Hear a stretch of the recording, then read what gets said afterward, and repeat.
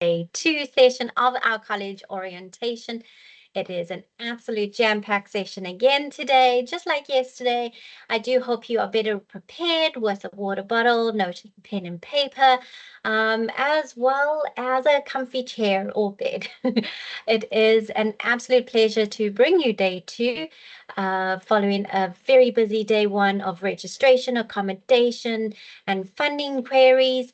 I am without any delays. Let me quickly get to the housekeeping. Please use the chat space to share any of your unique questions in the Q&A space. We're unable to respond to your questions, but please put your questions to the presenter's topic. We will have an open mic question at the end of the session. If you have any unrelated questions or questions from yesterday's topics in today's session, as I mentioned before, please make sure that you have joined the WhatsApp groups that we have created for you as first-year students.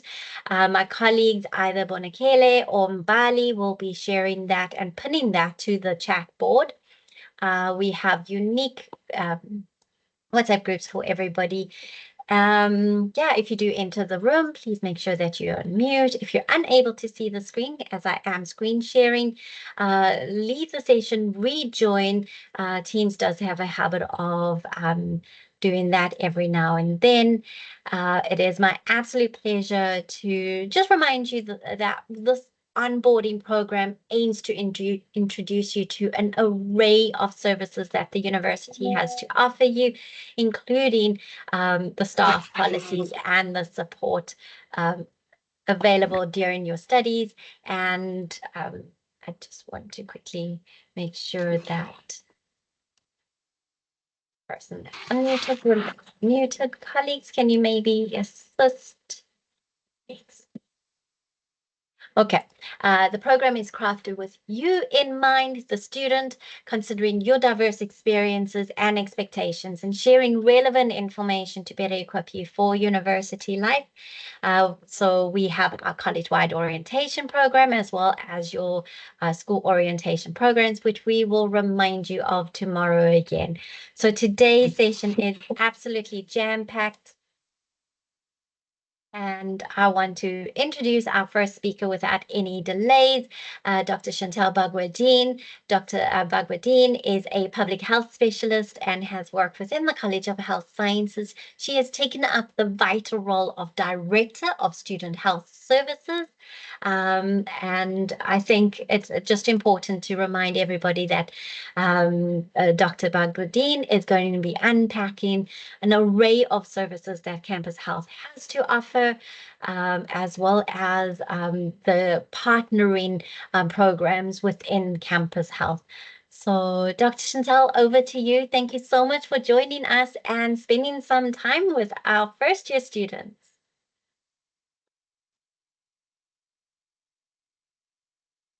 Thank you, Suzanne, for the invitation. Welcome, students, to the very first day of your medical career. You've all worked so hard to get here, so well done.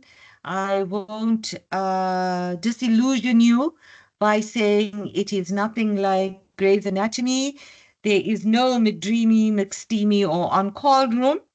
But you will very much enjoy your experience with us. I have a presentation. It's not very long. And I will pause for questions now because I do have to leave by 1:30. But you are welcome to then forward any queries you might have for me via Suzanne, although I shall meet you in the course of the year because my home is and always will be with public health, even though my passion is student health and wellness. So we can always pick up the conversation there.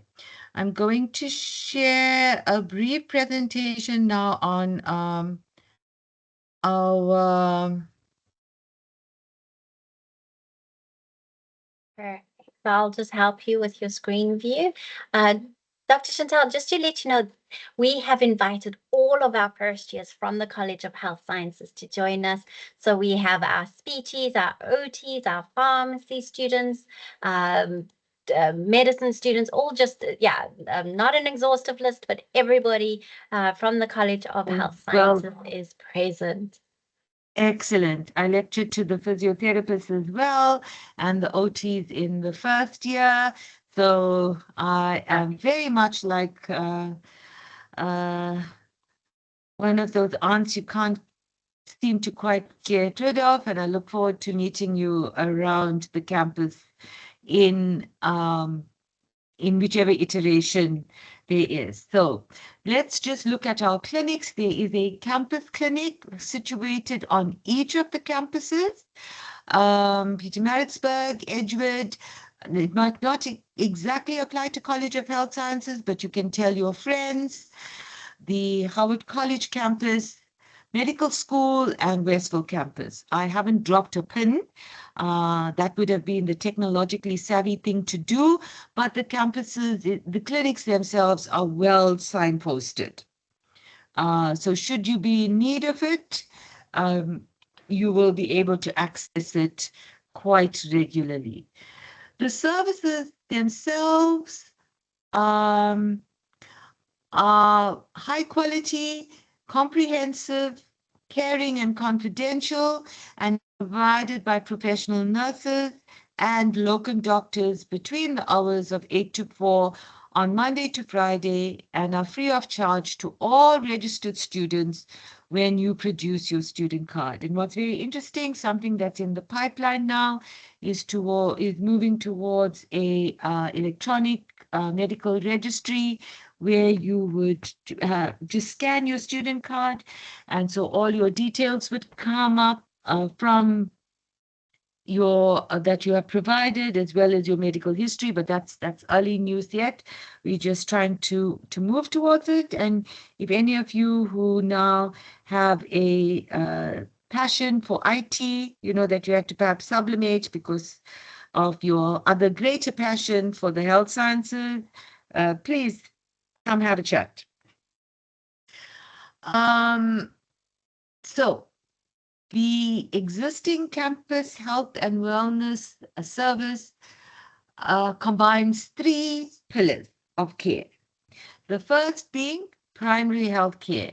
And what that does is treat your common conditions, provides health education and health promotion. So if you're worried about anything, if you want to improve your lifestyle, then we do this, but we also have our HIV and AIDS and health promotion unit. We provide emergency and first aid management. You can get your contraceptives, and as much as life happens, there is also access to emergency contraception of the morning after pill.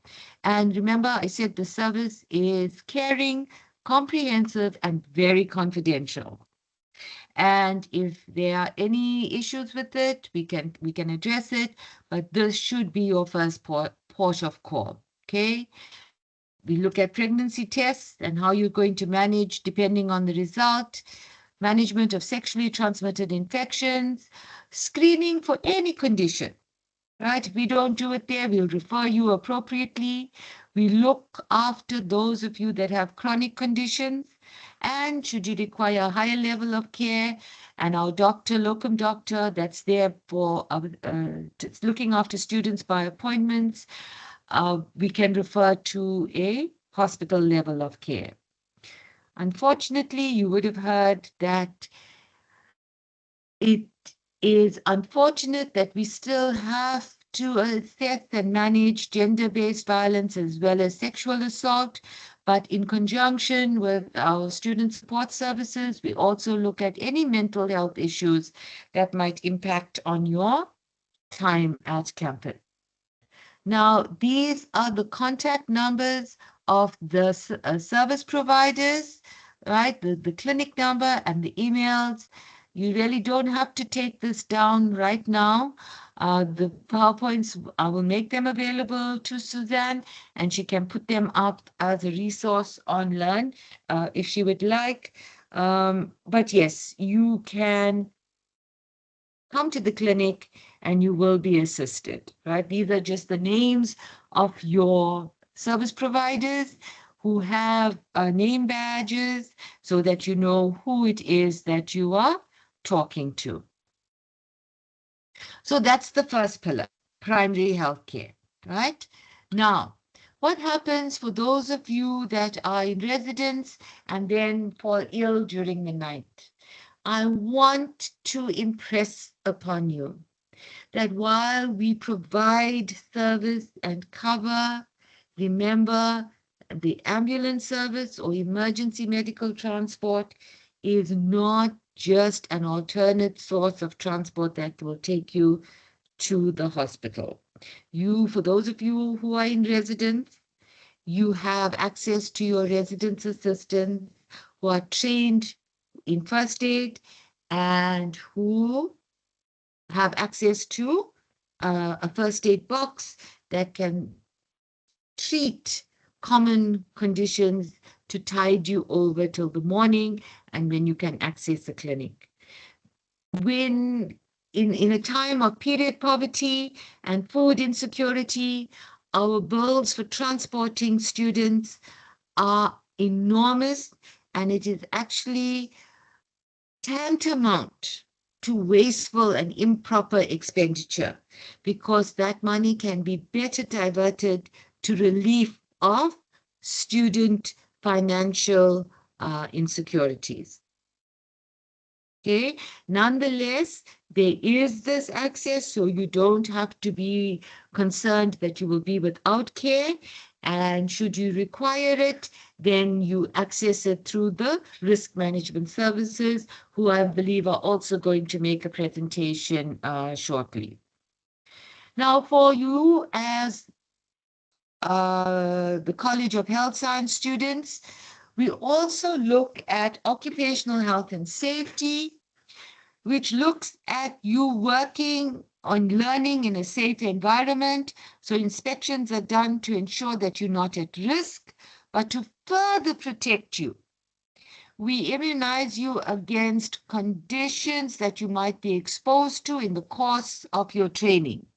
So, for example, hepatitis is a blood-borne infection that should you now come into contact with the patient that might have this condition, it can cause this illness in you because you might have an open wound, there's blood that from maybe you doing a needle draw, and so the virus can enter your body through that portal of entry. So in order to promote immunity, you are given a vaccination, which is a mild strain of the disease, the condition. You've all been through COVID, so you're well aware of what a vaccine is. It's like a lock and key mechanism where this virus in attenuated form. All of you pull out your phones and Google the meaning of attenuated, because that's what you as College of Health Sciences do. That's how you rock it. What it means is it is a less virulent. It's not as strong. So your body sees this weakened foreign body, this weakened antigen, and is able to recognize it and produce antibodies so that when you now are exposed to it in its full strength, rather than becoming ill, you are able to mount a response. And that's exactly what you were immunized for as a baby: measles, mumps, rubella, pneumonia. I hope many of you for the human papilloma virus.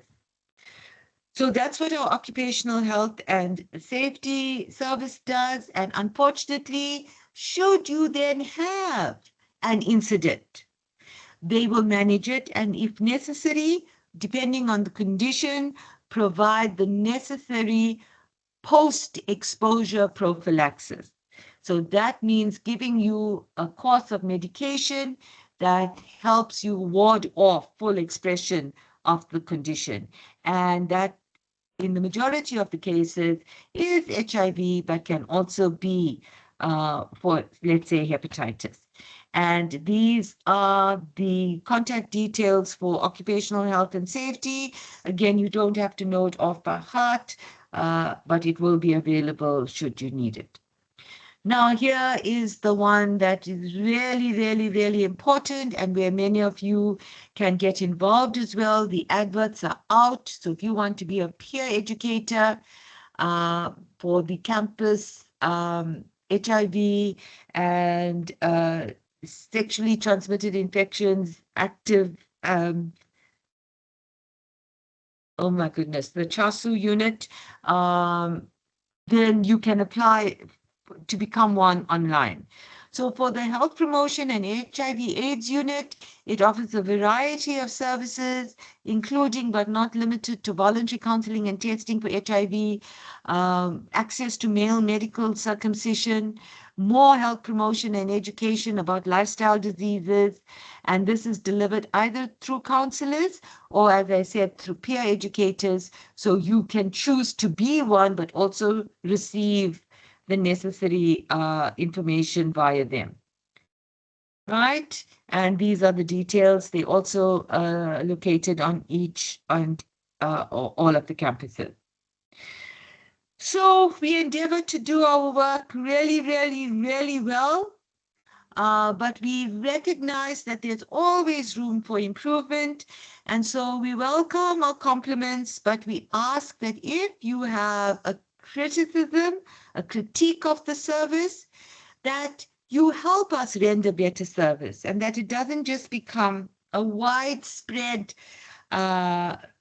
complaint on social media or taken to the representative bodies, but addressed directly with the relevant campus health service with the date, the time, the specifics of the student involved, and we will revert with feedback. I'm going to stop there. I think I've covered most of the queries that have been raised previously and that possibly could have arisen today. But let me see if there are any questions. Suzanne, over to you. Thank you so much, Dr. Chantal. It was an absolute pleasure listening in on the services that Campus Health has to offer. There's no pressing questions in the chat space, but I am in the Q&A spot. But I am going to give everybody just a moment to think about what questions they may or would want to ask. I think you've covered, you know, the primary healthcare services that the nurses within our campus clinics have to offer, as well as the medical emergencies that can occur. And if you do happen to either see a medical emergency or, you know, going through a medical emergency, please contact, if you're in residence, your residence assistant, or if you're on campus, either risk management services or a lecturer or someone that you trust. And if you're off campus, please do contact your risk management services and indicate to them where you stay, so they can definitely assist you. Is that the appropriate procedures that we can follow? Just to note that after hours medical care is only for registered students in official housing. I do know that some of the accommodation that the students are securing are NSFAS funded. Would we regard those as official as well? NSFAS funding, yes, not private accommodation. Okay. Let's see if there's any questions. The vaccination program, the immunization program will start shortly. Will roll out. Remember, as first years, you're not really going into the clinical area as such, so it's not as pressing. But the occupational health and service will sort it out. So, Dr. Chantal, we've got a lot of our students needing to go through the vaccinations, the blood tests, and the x-rays through the occupational health aspect of the clinic. How do we go about going to see the assigned nurse on that campus?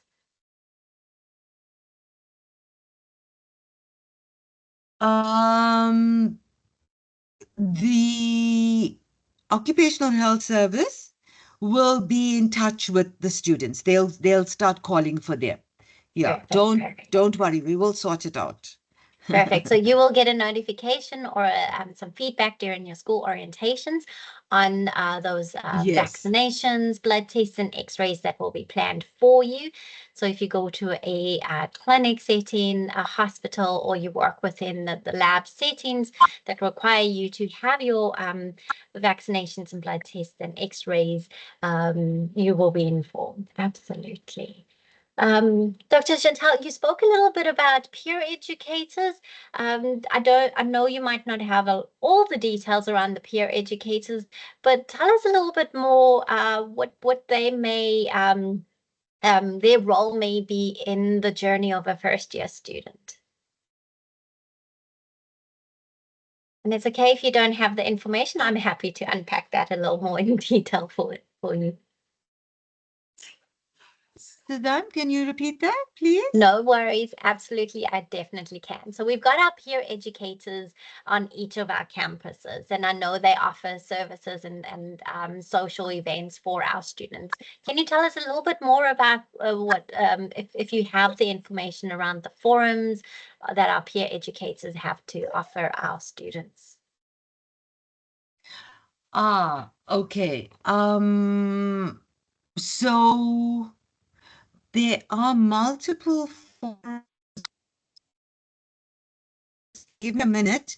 I can actually call up that information right now. Just give me a second. That's perfect. So while you pull up that information, I did notice on our land notices students that if you ever would like to, apply to be in the role of a peer educator, they advertise the posts. You apply for the role as a peer educator. It is based on a voluntary basis, and you get involved in student activities both on campus and in residences. And you address a range of aspects pertaining to student health and wellness. I'm just looking to see if there any other questions that we may have for you. Okay, for the students get involved with are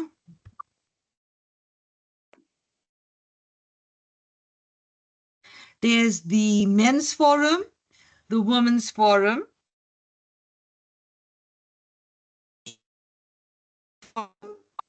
then there's the abstinence forum, the positive living forum, and the disability support forum. But there are also issues around substance abuse prevention, mental health support, and that it should be prevention of gender-based violence, but it's called the Gender-Based Violence Forum. Thank so it you so covers much. all those areas that, affect and impact on students. Thank you so much. I can't see any other questions. Let me check once more. I do know I had those questions banked from the WhatsApp groups. Yeah, when would we receive our vaccinations? So we will provide you with further information at your school orientation programs. For some of you, that's tomorrow and Thursday and next week, Monday. So keep your eyes open on the WhatsApp groups for further information on that. Dr. Chantal, thank you so much for joining us. I don't see any other questions pertaining to campus health and wellness services. So thank you for your time, and we've made it to 1:30. Thank you.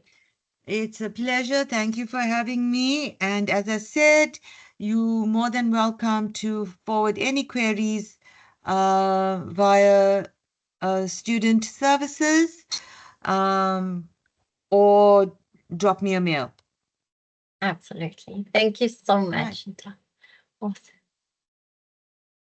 Awesome. Take care, everybody. You too. Bye. Bye. Bye. Okay, so we're hopping over to our next speaker for today's session. We are going to be looking at student safety. I am just going to ask my speaker just to raise your hand, as well as you may start your screen share. There we go. Masinkli Dlamini is present. Let me quickly do an introduction. Give me a quick second. So we are now receiving Masinkle Dlamini. Masinkle Dlamini is an investigator within the risk management services, and she prioritizes GBV, especially the cases at UKZN. UKZN has established a specialized gender-based violence investigation section within our RMS, our risk management services, to give that priority to those cases as reported at the university campuses. She will unpack the services offered by risk management services as well as the GBV team.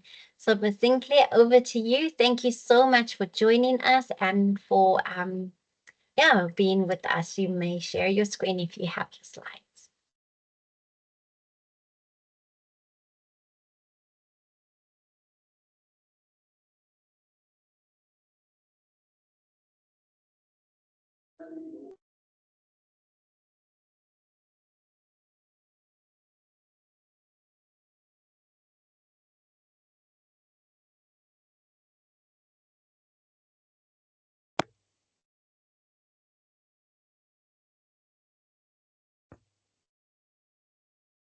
So you can put it on your screen view, your full slideshow view. There we go. We can see your screen. There we go. Apologies. I've been No talking worries. and I've been on mute. No Good worries. afternoon. Thank Good you, afternoon, Sinclair. everyone. Thank you for having me just to share a bit about risk management services at the university.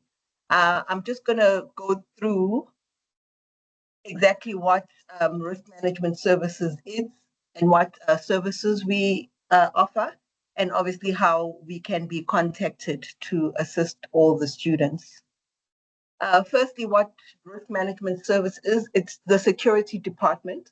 We provide 24-hour service, 7 days a week, 365 days a year. So we are always on campus, always available to assist. Our main objective is to create a safe environment that is conducive to teaching and learning at the university. So basically, we are the protection service of the university. Risk management services has got 3 wings. We've got security. We've got 4 wings. We've got security. We've got access control and traffic. We've got investigations, and we've got safety. I'm just going to go more into the top 3, which is security, access control, and investigations. Firstly, in terms of security, we have control rooms, security control rooms on every campus, with the exception of medical school. Although we don't have a full control room at medical school, we do have a CCTV operators room, which does have security controllers. So there is service available at medical school, should anyone need it. But most of the medical school cases are handled at the Howard College campus. We have security officers at all our entrance points. I'm sure you've already seen them if you have come on campus, or you will see them as soon as you get onto campus. And then we also have security patrols all over campus, just to make sure that we keep our campuses safe. We also have CCTV cameras on all our campuses. We've got CCTV rooms, and all these cameras are monitored 24 hours a day. And our security contact details are at the back of the student card. I'll go into the student card a bit more a little later, but if you ever need assistance with security, you just look at the back of the student card and you'll find our contact details. Dr. Bagodin alluded to after hours emergency response. Yes, RMS is responsible for that. So either the student could either contact us directly or through a residence assistant or anyone else on campus who can assist. Contact RMS, and RMS will alert emergency services of whatever assistance that is needed.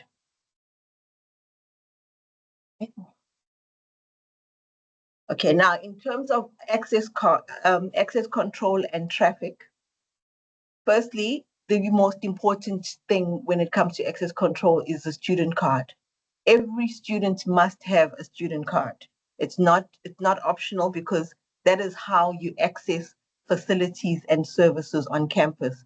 As Dr. Bagodin said earlier, you need a student card to access the clinic services, but you need the student card to access many other services. So to get into the computer lands, you need your student card.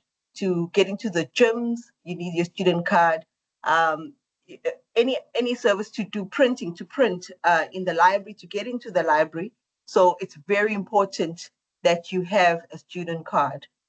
To get your student card, you have to go to the ID card offices with your proof of registration and your ID. Now, you cannot get a student card if you are not registered. The student card is the last process in your registration process. So you need to be fully registered to be able to get your student card. In terms of the proof of registration and ID, we don't need physical copies. You can have copies in your phone, because I know a lot of people are scared of losing their IDs. So you can have copies of your ID and your proof of registration in your phone and just show them to the operators.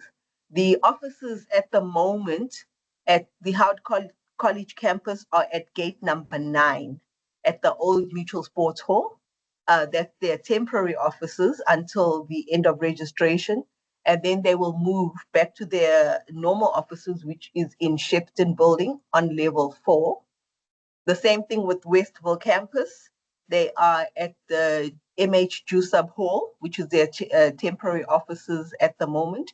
And then they would move back into D Block for their permanent offices. The other campuses are all operating from their offices. At Medical School, they're in the main administration building on the 2nd floor. And at Pietermaritzburg, they are at the RMS building, which is right outside, which is right next to the entrance gate. The first student card is free. So you just have to go to the student card office to get your student card made. If you lose your student card, it is replaced at a fee of 30 Rand, which you must pay at the university cashiers and get a receipt. And then you present your receipt to the ID card office. No money is to be paid at the ID card office. So please make sure that if you lose your student card, you start at the university cashiers to pay for it. And then we go to parking desk, which is a traffic section. These are for students who will be driving on campus. Now, there's always a problem where parents, the students will apply for parking desks so that they can allow their parents onto campus to pick them up or drop them off. You'll have problems at the gate because the desks are actually just for the students who are parking in the student parking. They're not for pickup and drop-offs. In terms of pickup and drop-offs, we do have slightly different rules per campus because of the geographical makeup of the campus. So for instance, at Westville campus, the parents can drive into campus and drop off the students at the MH Jusub Hall, which is our pickup and drop off zone. At the Howard College campus, pickup and drop off happens outside gate number 1 and gate number 3, right at the security point at gate number 1 and gate number 3. So parents don't drive into campus, they drop off at the gates. Parking desk applications are done online. You go into the student portal on the UKZN website, and you'll find a link for parking desk applications, and then you collect them at the ID card office. The cost of the student parking desk is 140 Rand for 1 semester and 275 Rand for 2 semesters. And this is deducted off your student fees account. So the money is payable into your student fees account. I think I skipped. Okay, and then go to investigations. In terms of investigations, there are 5 investigators covering the whole university. We have 3 investigators who deal with crimes such as theft, assault, bullying, and fraud. I will get mainly into, I have to emphasize bullying because it's something that we have a zero tolerance for at the university. If anyone is found bullying anyone, we deal with it very harshly through the university proctor's office, because this is supposed to be a safe space. The university is supposed to be a safe space. And when I talk about bullying, I mean both physical bullying and cyberbullying, which we found has increased quite a bit on the campus. So that is carefully monitored through our ICS, who assist us with the cyberbullying aspect. And then we have 2 specialist investigators who deal with gender-based violence incidents. As Suzanne has said, it is worrying, but we do have a section in RMS that specifically deals with gender-based violence. The incidents, if anyone encounters a problem or there's an incident that they'd like to report, you have to report it to the RMS control rooms.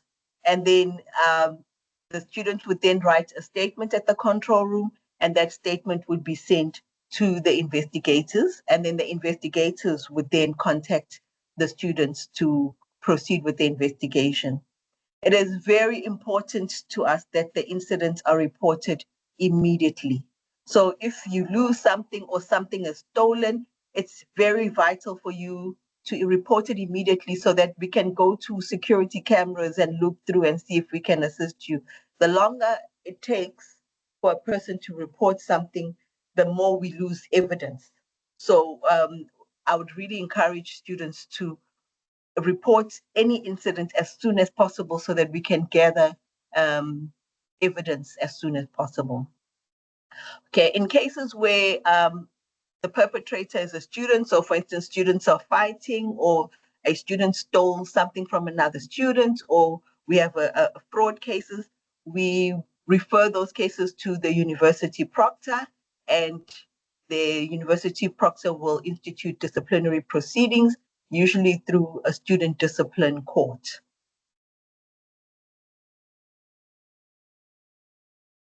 Okay, when it comes to gender-based violence, as Suzanne has said, I am a specialist gender-based violence investigator. We have zero tolerance for gender-based violence. So perpetrators can be expelled or excluded from the university. It's very important that students are aware of their rights when it comes to gender-based violence, and it's very important that students report incidents of gender-based violence. RMS must be informed immediately when a gender-based violence incident occurs. We have support staff even during the night shift. So we have support staff 24 hours a day who can assist and attend to victims. Sometimes even we as investigators will come out, especially for serious cases, to come and assist students. So please do not sit and think that you will not get any help. We are there to support. We have gender-based violence comfort rooms on all the campuses. And that is where we take any victims or survivors, and we would assist and contain them there until we can get them help from student support services in terms of counseling and medical attention. In cases of sexual assault or rape, we do take students to Zela care centers or to the crisis center at St. Augustine's Hospital so that they can get immediate medical assistance. And we stay with the students the entire time to ensure that the student is safe and that the student does get the assistance that they need. In terms of the contacts, I've put them up there, but as I said earlier, they are at the back of your student card. Please do not hesitate to contact security should you need assistance. I would advise students, just to give a few safety tips, please, when you are walking outside the perimeters of the university, make sure that you're walking in groups, that you don't have your phones out, you don't have your laptops out. We do have some problems with crime outside of our perimeters, so it's very important that the students make sure that they are safe at all times. We do have escort services, a guarding escort service for students who are in the library till late at night, where you can contact RMS and RMS will send a guard to take you to your transport or to your vehicle, so that to make sure that you are safe in around in the campus. But please, once you're outside the campus, it's very important to be extra vigilant. Because we do struggle with crime. We are part of the community policing forum, so a lot of the external security companies do assist and come to the aid of our students outside campus. But yeah, it's very important that our students themselves are very vigilant. I think I will stop there for now, and if there are any questions, I'm happy to answer.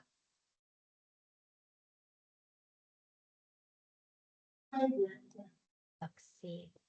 Students, if you would like to ask your question, you are most welcome to raise your hand, or you may use the chat space. If there's any questions in the Q&A. I know there were quite a few in the chat, and I'll bring those up now. Let's see.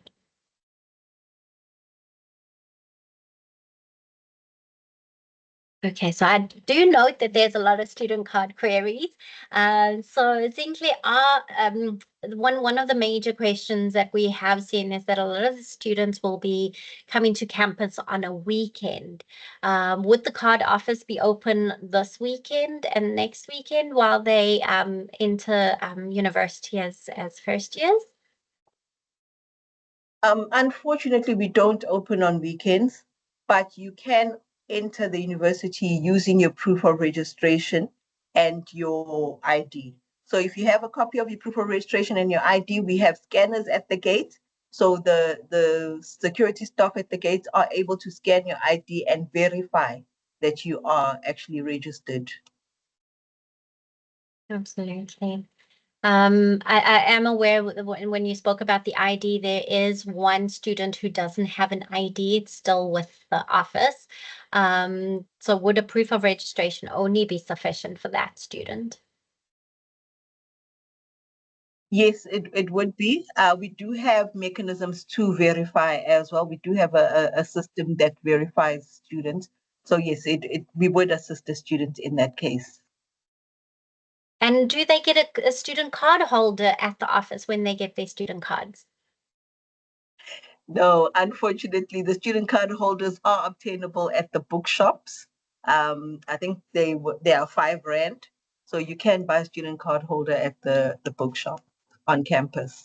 Absolutely. And I know a student card is so important, especially to, go around campus, access the lands, the library, as well as your residence, and to gain access to tests and exams. So look after your student card, and getting a card holder is a really good investment, and a lanyard. Absolutely. So Snikiwe, I see your hand is raised. Would you like to ask a question?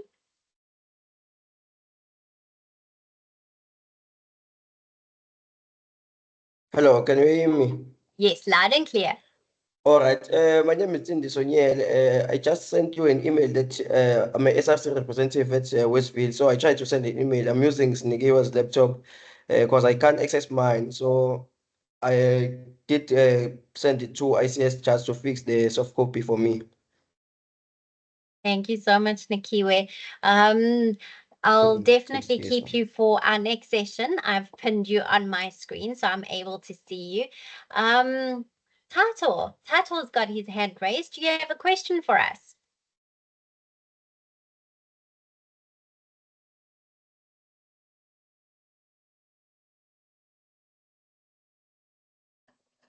So you're unmuted. You may ask your question. Hello, can you hear me? Yes, loud and clear. Okay. I wanted to ask that I have two questions. I wanted to ask that since there is no RMS, should Okay, so I am aware that you're in a room that has a peer joining in your session. Just say that again, Tato. I wanted to ask that since there's no RMS control room at the medical school, where should we report crime? And also that will the admin building be open tomorrow at medical school and also at what time? Good question. Yes, at medical school, if you want to report crime, you can go to the CCTV control room. There's actually two at medical school. We have one in the DDMI MRI building and one in the medical school main admin building. You can go there and they will contact the Howard College control room and they will send a supervisor down to attend to you. So you don't have to go all the way up to Howard College to get assistance. They will send someone to you to assist you. Perfect. And the control room is on the second floor, main building at medical school. It's a good question. Bonita? Oh, I was asking that the cards are not working. Student cards are not working on the gate in Louis Potter Hall. Yes, we are aware of that. The ICS division has stopped the cards for a few days because we are trying to clean up the system.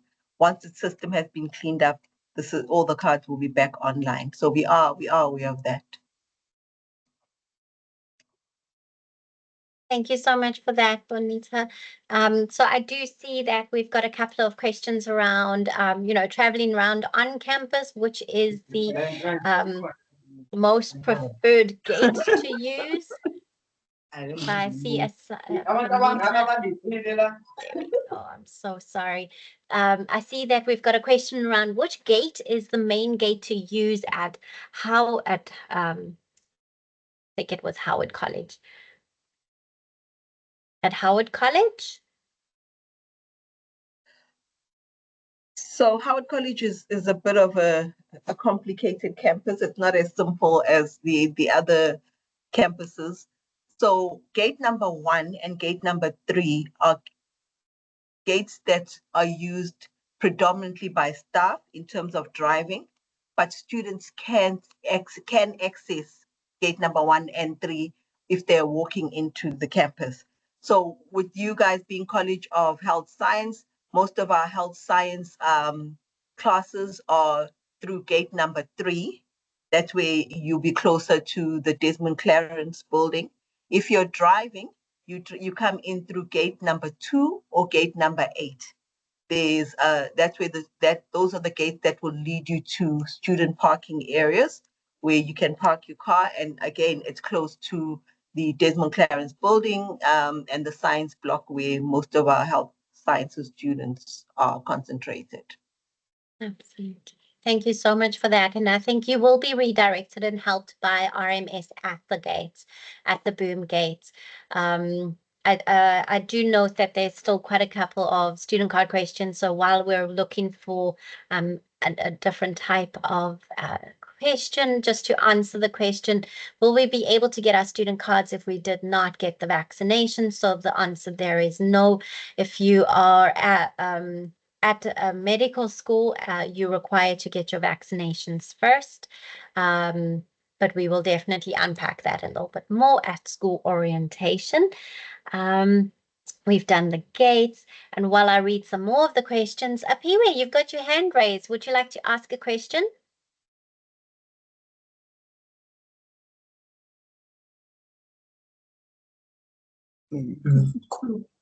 Oh, hello. Please, may I ask you? Oh, I have an issue. Okay, so up here I've just muted because it means that one of your colleagues or peers in your same room has their volume up on their computer. So just ask them to mute their computer, and then you can unmute yourself when you're ready for the question after. Asanda, you may ask your question.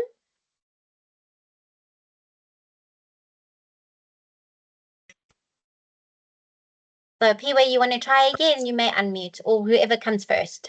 Sorry. Oh, okay. I wanted to ask where would I report crime, because I'm staying at Forest Hill Block F and there are no cameras at the rooms that we're staying in. So what would I do if something was stolen in my room? Who should I approach then? So that's a good question, Zinke. I know a lot of our residences are off campus. So what can the students do if they see something or that a crime has occurred within their block? So it is important to report to RMS regardless of where you are, whether you're on campus or off campus. It's our duty to attend to you. Yes, we do have a challenge in that there are a lot of the residences that are off campus are not university residents, they're university leased residences. So we don't have cameras or CCTV access to some of those residences. The ones that the university has bought, we are in a process of rolling out CCTV cameras too.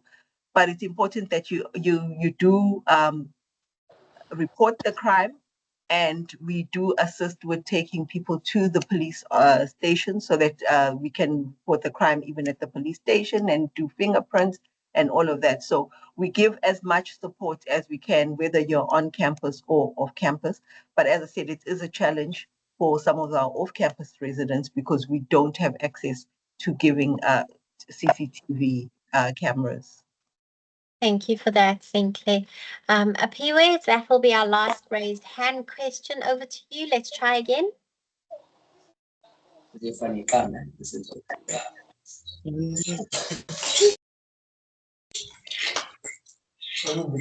Oh, Okay. I wanted to. Yes, I'm here. I wanted to ask that I have an issue about my student card. This cannot access when I want to enter in the gate. Okay, so I think a lot of the times our cards don't work, they're not activated correctly. So Zinkley has directed you to go back to the card office so they can double check and see if there isn't a fault or that it wasn't activated correctly. I did go at the campus to check whether is there any problem about my student card, and they said it's all right and there's nothing wrong with my student card. So I don't know how can I activate it. Okay, so I think Piwe, that's a very important question. What do you do when your card is no longer active? And like Zinkley says, there are issues with some of the card readers, like at LB Residence. Zinkley, any other advice you have for Piwe? Yeah, I think, as I said, APUA's problem is the problem we're having with all student cards at the moment. ICS is cleaning up the system. We have a lot of students who shouldn't be on our system that are on our system. And because of that, all the cards have been closed at the moment. And before the end of today, we've been reassured by ICS that the students who are fully registered will be reactivated and will be able to use their cards again. So it's not a specific problem to your student card. It's for all student cards at the moment. and that will be sorted out electronically by ICS. Thank you so much for that, Sinclair. Apiwe, I'm going to move on to the next question. And if you do need more assistance, please ask your mentor to just guide you a little further. I'm very happy to also redirect you to RMS if you need any further assistance. So there is a question around transport. Is there transport in the evenings for those that are studying at the library? I am aware that we have bus services and schedules. So I'm wondering if that's what you're referring to. I don't know if Sinclair has any information on the transport shuttles, but would you like to share a few thoughts on that? I beg your pardon? We do have bus services that go from the university to private accommodation. Unfortunately, because this year the system has changed and NFSAS is dealing directly in terms of allocating private accommodation, those transport services will be provided by the landlords of each private accommodation. So we won't have the detail. We do have details only of the university-owned residences that are off campus, like your Santa Cruz, San Sable. We've got Bedford Hall. We've got quite a few off-campus residences. So the university will be providing transport for those residences, but unfortunately with the private accommodation, we can't give any information because those are going to be provided by the landlords as per NFSA. Absolutely. Thank you so much for that. So I see that we have managed to respond to most of the questions in the chat space pertaining to student safety on campus. So Sinclair, thank you so much. I don't know if you want to just have a look at a few of the other questions on the chat space to see if there is something that we may have missed and you can respond online. But thank you so much for your time and for sharing with us, the services offered by RMS as well as the GBV investigators team. I am now going to hand over to our next set of speakers. And my next set of speakers, if you can maybe just raise your hands so that I can just receive you. I have invited the College of Health Sciences SRC members, and I am just going to quickly do a little bit of a blurb to that. There we go. Hello.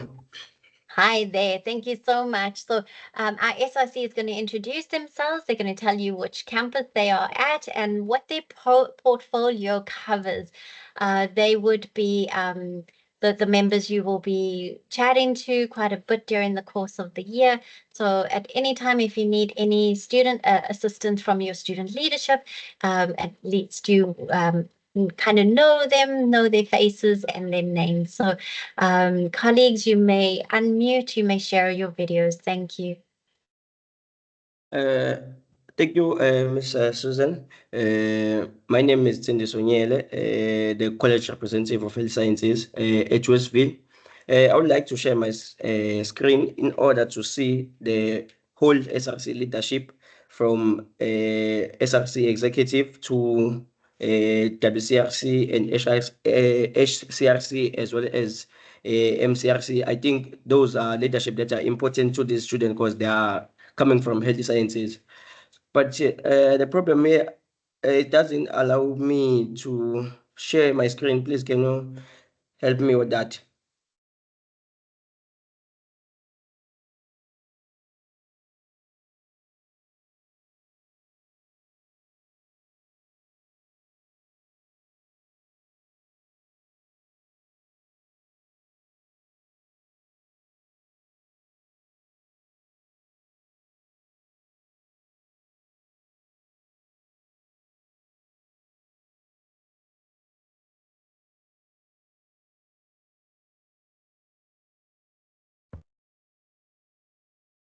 Sorry, Miss, it still doesn't allow me to share the screen. Please assist me.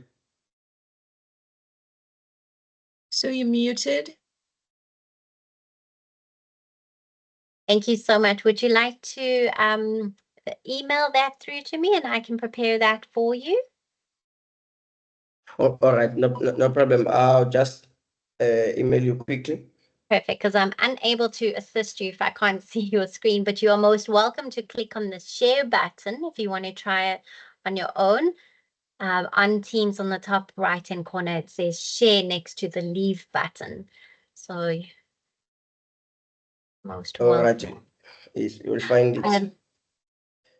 I wonder, I think I know what the issue is. Let me quickly, sorry, I removed your screen access. Let me make you a presenter. There we go. You should be able to do it now. All right. Let me check. Yes, yeah, I can share the screen. Thank you. Great stuff. Pleasure. Back to you.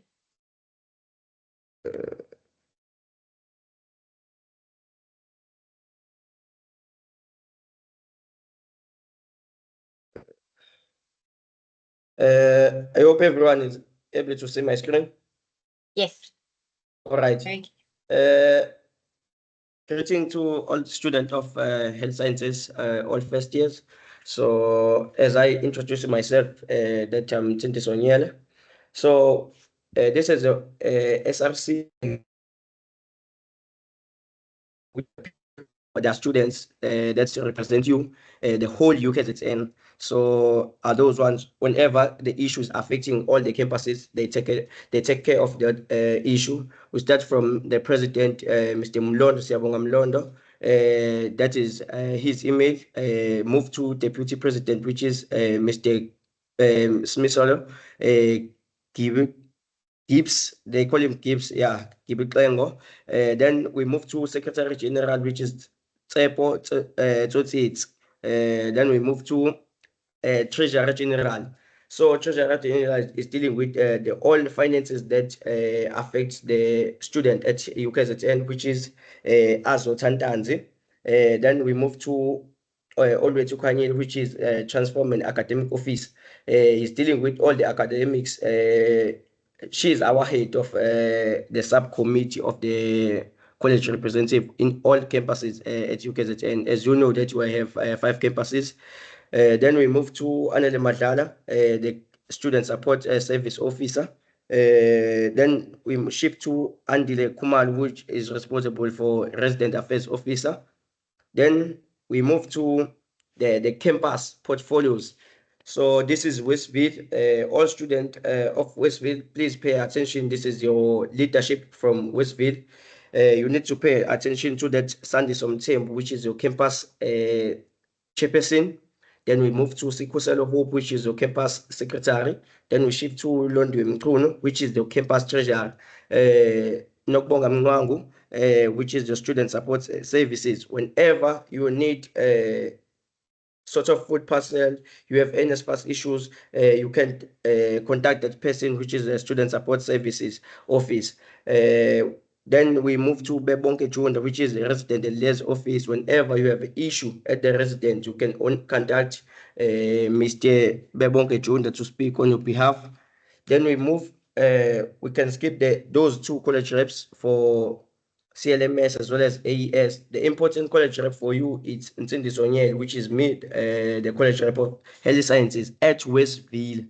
Yeah, you can just contact me whenever you have an issue based on your college. So if ever you don't know where you can maybe find Mr. Maraj, I can show you. Maybe if you want to meet your academic leader, your ATOs, you can contact me. Even your mentors that are appointed will assist you with that. Then we shift to Howard, with those, I think they are doing nursing, if I'm not mistaken. This is your campus leadership. You need to pay attention. We'll start with policy where Matakane, which is the campus chairperson, Sesanda Dlamini, which is the campus secretary. Then we shift to campus treasurer, Cindy Sositole. Then we shift to Sipesihle Ngubo, the student support service. Then we shift to Sandy Ngobo, which is deal with the resident, which is the resident and liaison office. Then we shift, then you skip those college reps. Then you focus on Sandile Simelani. That is your college representative who will be dealing with the academics specifically for health sciences. So you can forget about LMS and AES and humanities. You need to focus on Mr. Sandile Similan, which is your campus college rep. So then we shift to medical school. Those who are doing medicine, if I'm not mistaken, here is your campus representative council, which is Sanele Mkize. They call him SM. This is a campus chairperson. Maybe you have met the campus chairperson, maybe on the gate.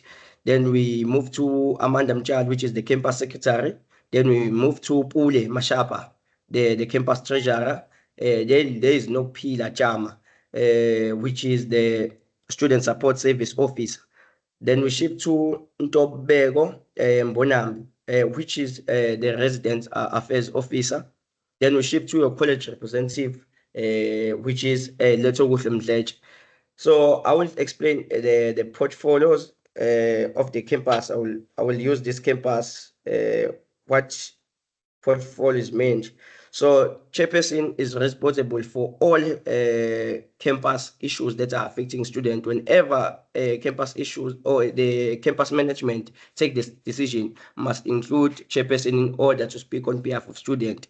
So he's the voice of the student to the management. Then we move to Sickle Hope. Sickle Hope is responsible for releasing posters that come from SRC whenever the SRC is doing the program. Mr. Kusel Hope will release the poster, will release a statement with the issues which are currently affecting Westville. I'm making the Westville an example because this is my structure. Then we move to Londo Mtun, Miss Londo Mtun. This is a campus treasurer. So if you are a campus treasurer, you are currently dealing with the Hayi financial kanti issues. Wemba yimini osephakathi ngilalele la gcina ivumele. Can you please mute TM because he's They've currently lost it. disturbing me? Thank you. All right. Yes. So we shift to Nokbonga Mngwangu. As I said, if you want to deal with you want food parcel, you can talk to her. If ever you want to register for your team, the football team, rugby team, anything that's related to sport, you can contact her. She will assist you. Then we move to Bebonke June. If ever you have a problem with a rest, right now we are failing maybe to register the resident. If you are at Westville, you are free to contact that email, which is Bebonke Junda. He will assist you. He will able to explain the procedure of the how to get the residents. Then we shift to Tindisonyele. If ever your mentor is not doing well, you can contact me. If ever the management is frustrating you, you can contact me based on the College of the Health Sciences. I will be there to assist. I will be there to be your voice, to represent you as the representative of health. If ever you want to meet my structure, I can even introduce you to my structure and introduce you to the representative. If ever you are looking for the SRC exec, I can give you the contact of the SRC executive if ever you want to report to them. So if ever the problem is we are failing as a campus level to resolve that matter, we shift it to these people which they lead or they represent the whole student of UKZN, these 7 people. Any question? Thank you so much for that. I'm going to see if there's any questions. Students, would you like to raise your hand or ask in the chat space or in the Q&A rather of any questions that you may have? You shared the portfolios beautifully. Thank you for that. I do know that there will be spaces where the SRC will be meeting you throughout the course of the orientation. So Asande, your hand was raised. Would you like to ask your question? Oh, Miss, I wanted to ask something. I am currently based at Westfield campus, and I wanted to ask the leadership on, I wanted to ask who should I approach in terms of my academic wellness about the internal transfers that one would need to do from the current course that they are doing. All right. So I can assist you whenever you want to do an internet transfer, but the internet transfer are not open now. I will let you know whenever the college even will announce that the internet transfer are now open. Then we'll be able to apply and select the choices. Then I will even tell you the criteria or the requirements that are needed for that specific course that you want to do internet transfer to.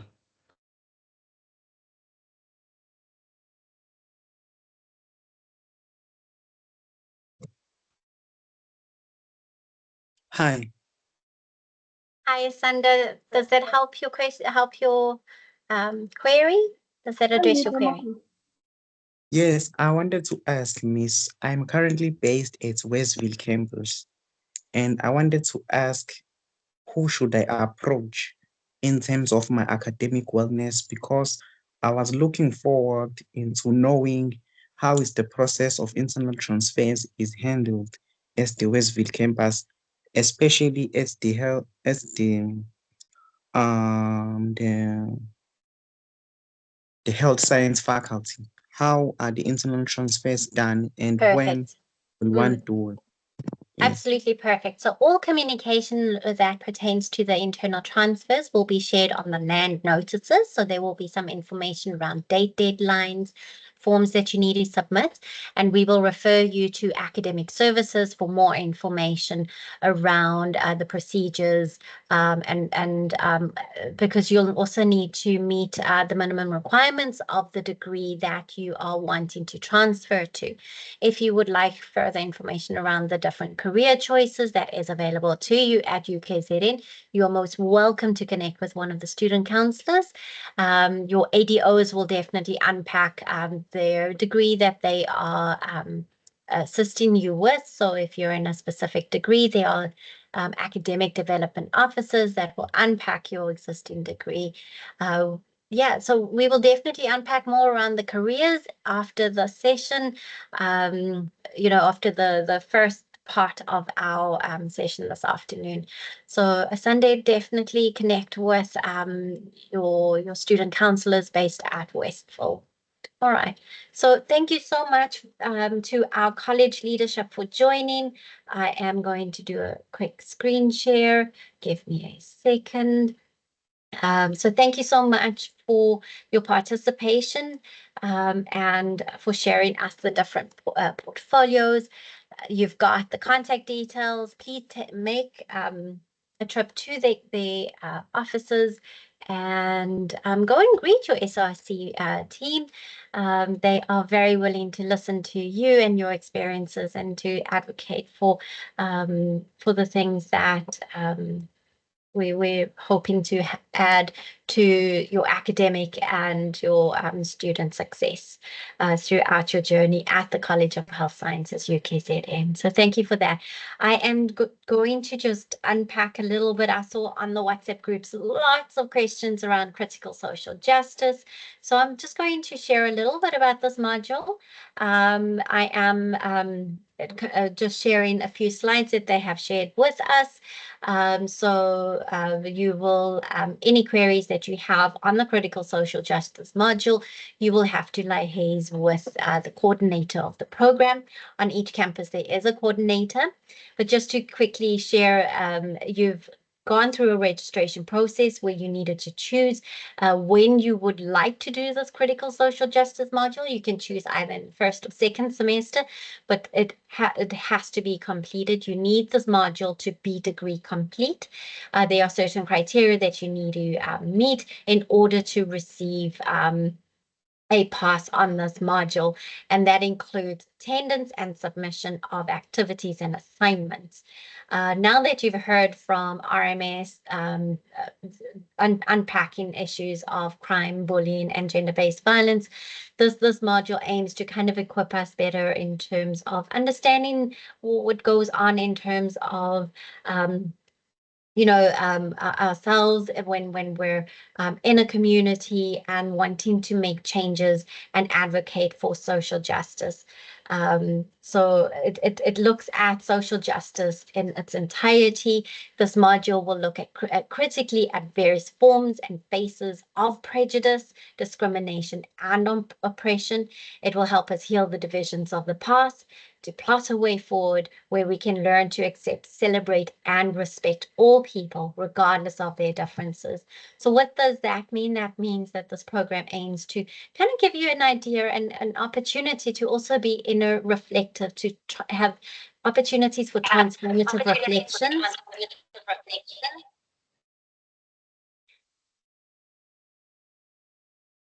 To make those necessary shifts within yourself to build a sense of appreciation for diversity, to build tolerance towards people that are different. Yes, we may have different religions, languages, colored skin, and our Constitution aims to protect us as individuals. And how do we do that? We allow ourselves to grow and develop, and this module is designed to do that. How this module works, as I mentioned earlier, it is a semesterized module. There are 8 online lectures with 8 in-person tutorials, and you get to engage with the lecturers within a timetabled slot. And you get to really unpack and explore a range of topics that kind of foster a sense of social justice. So the overall module administrator is Mr. Sihle and Ruby.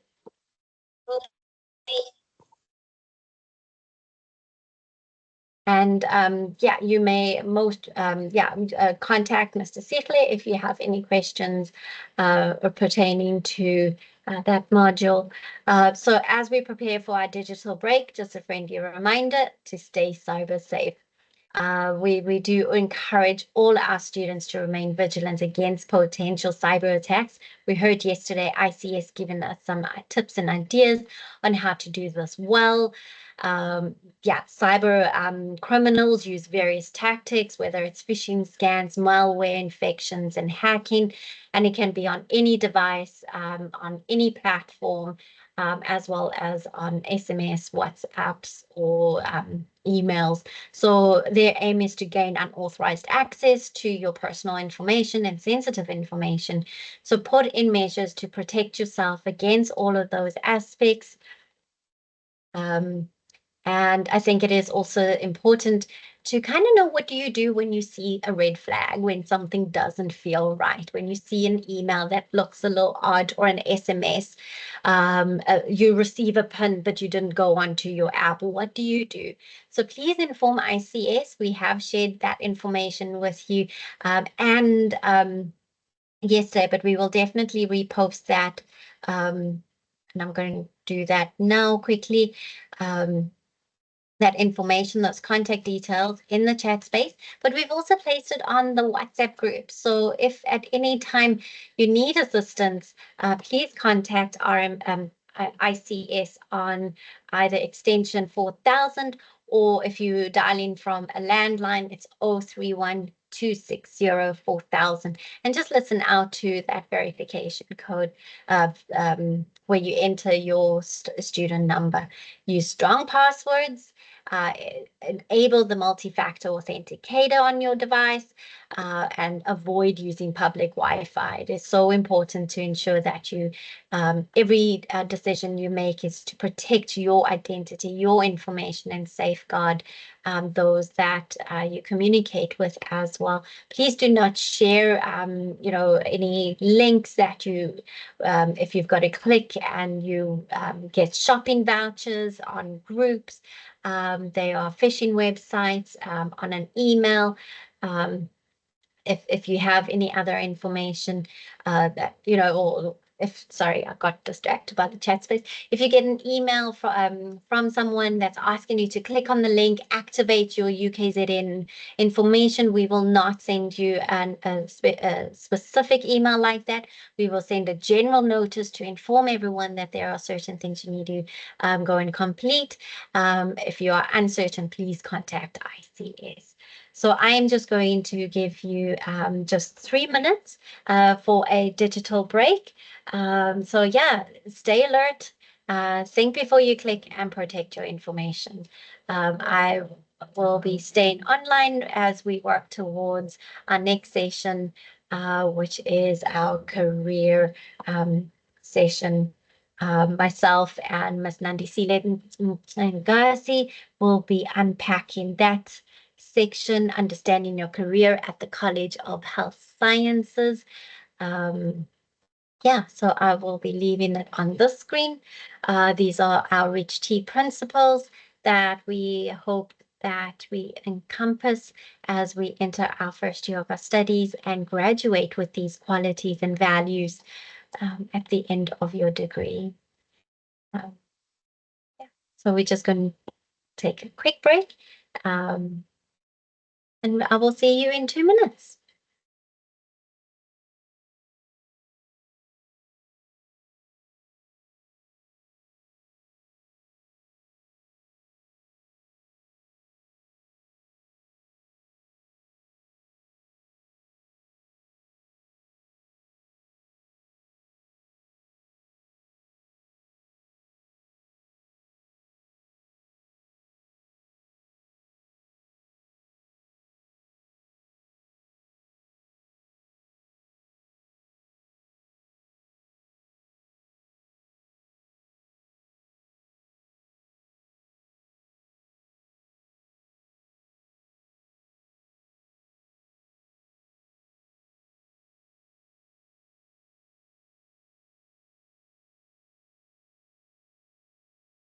Okay, so I do see some questions while we're taking this break on how to create your student email. Please join the WhatsApp groups. We have shared that information. Also, yesterday we did a recording on with ICS. They have shared with us information on resetting our password as well as the VPN and making sure that we've got our multi-factor authenticator installed on our devices. So if you do require further assistance, please either contact ICS on itstudent@ukzn.ac.za. I do see that we have some questions on the WhatsApp group. We have pinned it. Balim Gadi had pinned it for us earlier. It is one of the chats in the beginning of our session. And I'm just going to ask my colleague, Ms. Nandisile Nsangase, just to avail herself as we prepare for our next session.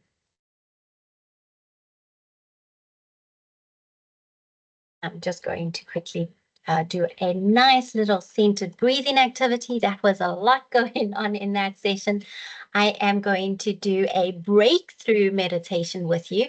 As we do the breakthrough meditation, I would like to encourage you just to practice a little bit of breathing. That's going to help you stay centered and calm. And you can do this either by breathing in through the nose. And I hope you can see my screen. Breathe through the nose and out the mouth. And just kind of allow yourself just to follow the instructions of the guy on the screen. And just to kind of allow yourself to take control over your body while continuing to breathe at a nice, slow and easy rate.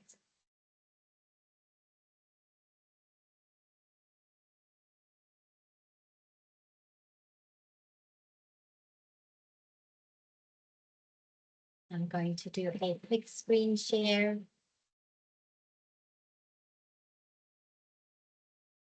And try that again.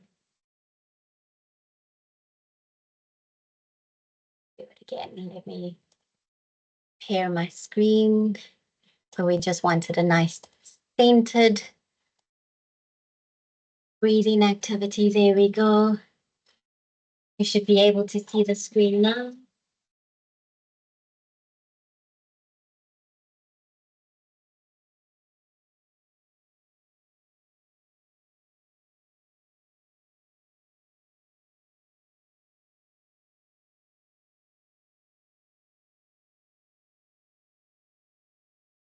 Just allow yourself to breathe at a nice, slow and easy rate.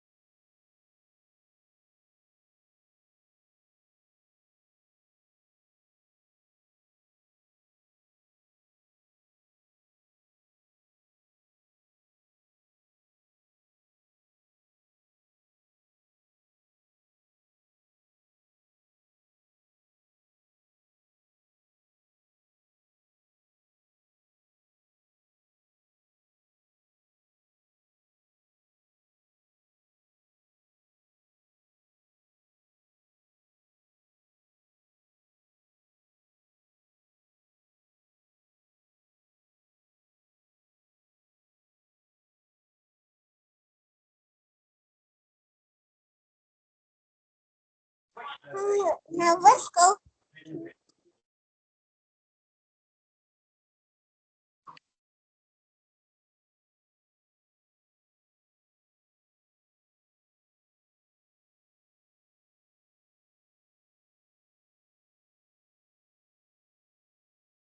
Well done, everybody. So I do hope you feel a little more centered and grounded. That is a breakthrough activity on our Microsoft Teams. There is a free version. So at any time when you feel like you would like to center and have an inner sense of calm, or you would like to be energized, you can either put on a Zumba session or one of these breakthrough sessions. So thank you so much for listening in. On that, I am going to hand over to my colleague, Ms. Nandisile Shangase.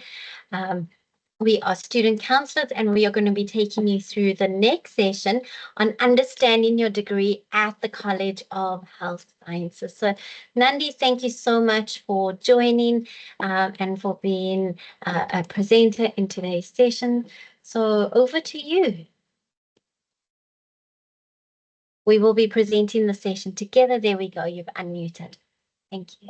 So I'm just trying to share my PowerPoint slide. Perfect. You are presenter, so you should be able to do it now. I have stopped sharing.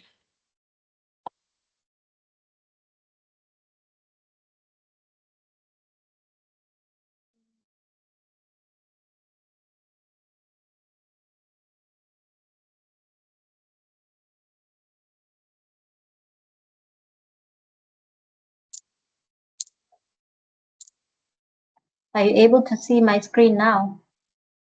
I can see a whiteboard. Let's just wait and see. It takes a while to show on my side. There we go. We can see your screen. You're able to see. Okay, thank you. Yes, sir. All right. So, good afternoon, everyone, and congratulations once again for making it this far. This is the beginning of a beautiful journey, I'd like to believe. With the assistance of all the different stakeholders within the university, you can rest assured that you are in safe hands, and you definitely do have support structure in place to help you navigate your degree and career as a whole.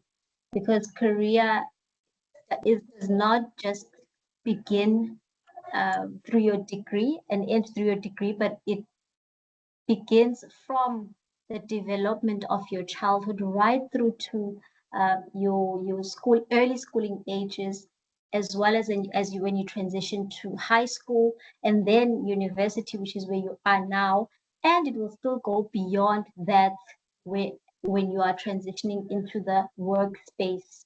So I hope that with this session you'll be able to be enlightened with a more larger picture of where you've come from with your development of your career, where you are now, and probably probe you to assess yourself on how ready or aligned you are with the degree that you have registered for, and also hopefully will equip you in how you can shape your attitude and develop discipline to withstand this degree that you are in.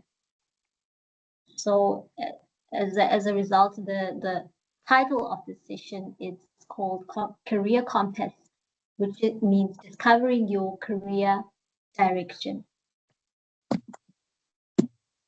And so in spirit of honoring your chosen career or degrees, I'd like to ask if you could give your degrees a shout on the chat box, or you're welcome to unmute yourself. What are you doing? Any of you are doing medicine, speech therapy? So we've got medicine in the chat space. Come on, guys. Nursing. Sorry, so I'm not sure why, but I'm not able to see the chat box at all. Please just keep an eye for me. Absolutely. And Miss Karuna is also our tech support for today. So you will hear our voices. Tobani, go for it.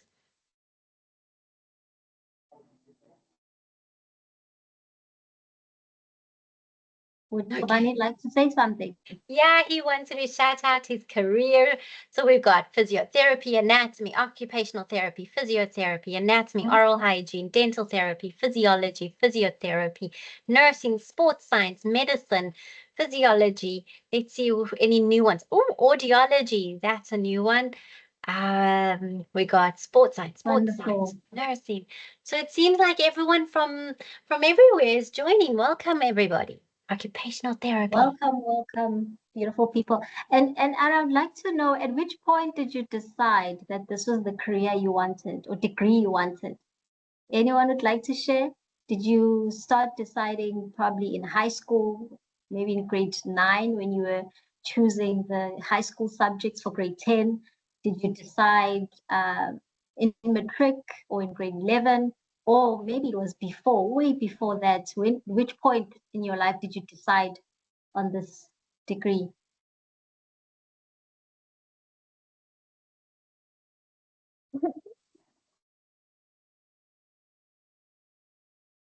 Hello. Yes. I'm Lucia. Well, I was interested in doing medicine. And when I researched my grade 10, I then decided and got interested in doing physiology. And then from there, I was working with a mindset towards physiology. Because I ended up choosing physiology.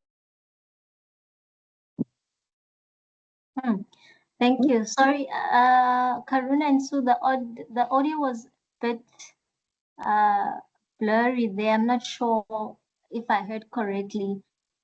Did she say she wanted to do physiology? So you can ask her to repeat, Lucia. Say that again. Yes, I want to do physiology. Okay. Hello? Speech therapy. Yes. Speech therapy, wonderful. That's wonderful. I'm hoping that during the course of the session, you'll be even more affirmed of how this is really the best degree or career for you. Anyone else? At which stage did you decide?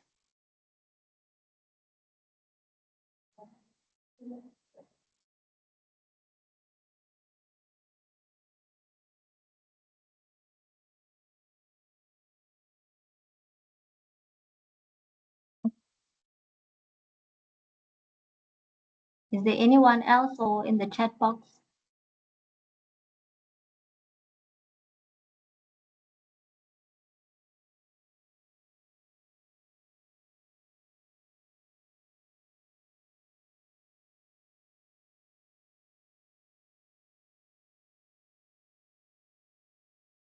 Can I move on? I'll take it as I can move on. Yes, Nandi. Okay. Thank you. All right. So the outcome of this session, what to expect, it basically it will be outlining how you can better assess yourself, or rather it's a brief overview session. I would like to put that as a disclaimer. It is a brief overview session because when it comes to career assessment and counseling or exploration as a whole, it is a work that has to take some depth and process between the individual and the student counselor, whereby there's tailor-made counseling and assessment for that individual to be able to understand and align themselves with their interests, skills, as well as personality. Therefore, this is just a brief overview to help you foresee or understand just the overview of what it takes for one to be able to be aligned within their career, right? So for it will basically, this session will basically outline how you can better assess yourself with the career readiness or alignment, and then also it could assist you in being able to foresee how you can foster career decision making, and more especially in the event whereby maybe the current degree could not so much be the first degree choice, and perhaps you are looking into venturing into another degree, or you are in the chosen degree that you wanted initially. However, you'd also like to expand your knowledge in other degrees that are available, right? And then also the other outcome of the session, it's to help you understand yourself from a career perspective, right? So there is the self, which is personal development self, which is where you see, when you see yourself, how you are socially or personally as an individual, the relationship you have with yourself. And then there's the development of yourself within the career context, which is where your degree comes into place. So together, it is expected that they ought to align. And then lastly will be unpacking how you can best navigate your degree and also shape your attitude towards your degree, which will then help foster the discipline that you can have throughout the year and hopefully even beyond. So as you would have seen in the first slide, I am a student counselor. Therefore, I work in the student support service facility, and therefore it is our core role, or amongst many other roles that we offer. We do offer career assessment, and these are also the various other roles that we play, because ultimately we are to provide psychosocial support so that you are able to better navigate your degree successfully. So students don't only experience themselves within their academic journeys, right? But they also experience themselves from a social perspective and a personal perspective, which involves relationships, how they're able to socially adjust. Therefore, all of these different roles that you are seeing here are what we are able to assist with, which is individual counseling or assessment, academic support. We also offer academic support programs. We offer group therapy, life skills and career skills development, and living and learning programs, support programs, as well as look into how we can better aid a student to be able to be a successful graduate. So ultimately, we consist of various staff members, and you will see them as I progress to the next slide. But just particularly highlighting the role of the student counselor, because those are the ones that offer the career counseling and assessment. At some point in your journeys, even initially now at these beginning stages, already you are being assisted by all of us in our different categories. So, but specifically just highlighting the role of a student counselor, we consist of registered psychologists as well as clinical social workers who are able to intervene from individual or group perspective when it comes to assisting the students. And we help students identify within themselves what support services they would need to develop holistically into professional health health practitioners, and also lastly we encourage students to be responsible for their own learning and wellness and remain in control of their journeys in university. So these are the colleagues that I had mentioned earlier. We have our line manager, and then we have the student counselors. We are all based in different campuses. There are those who are based, there's Mrs. Wooly Thaver based in Howard, Ms. Suzanne Stokes based in School of Medicine, Christy Greener in Westville, as well as myself based in both Westville as well as School of Medicine. And then we have the DCTP student counselors who are in other designated areas, in external designated areas, such as Ms. Teresa, who is in Stenga, as well as Ms. Lindo Mkhonza, who is in Mpangeni, in Gwelezan Hospital. And then on the far, or rather the first photo that you're able to see here on the left, it is Ms. Dr. Zama Mchali, who is based here in Westfield. She's the research coordinator or administrator. And then move on to our FYE administrator, Ms. Mbali Ngati. And then we have Ms. Karuna Mahadev, who is based in PMB, SWAT coordinator.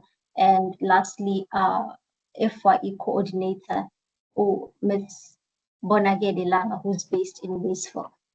So those are the colleagues that are employed here at the Student Support Service. And at any point in your journey, you will probably definitely encounter being assisted by them. I'm sure they would have already introduced themselves earlier, but just to put a context and also to put a context to the different roles that we are able to offer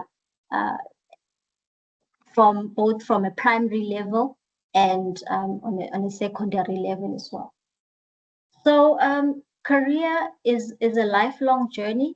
It's a constellation of millions of events that take place, which could influence you to defining who you are and what you stand for, because of where you have been and what you wish to get out of life.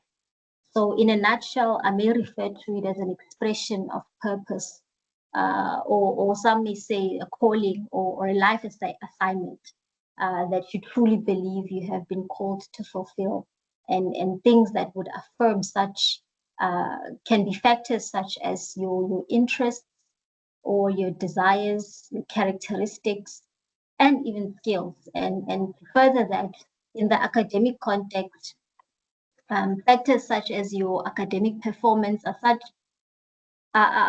just as important, right? Therefore, by virtue of you being in university, ensuring that all of these factors they aligned is very important. And should there ever be a circumstance where you find that one or two or more are not aligned, it would be, I do encourage you to then seek necessary support to be able to address such. There are different, I think, which is why I also asked earlier,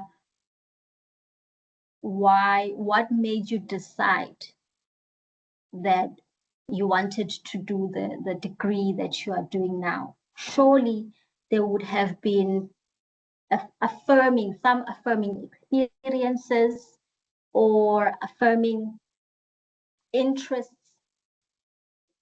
Maybe there was a role model that you had and that person inspired you, or you just got affirmed because you were simply doing well in class, in your grades.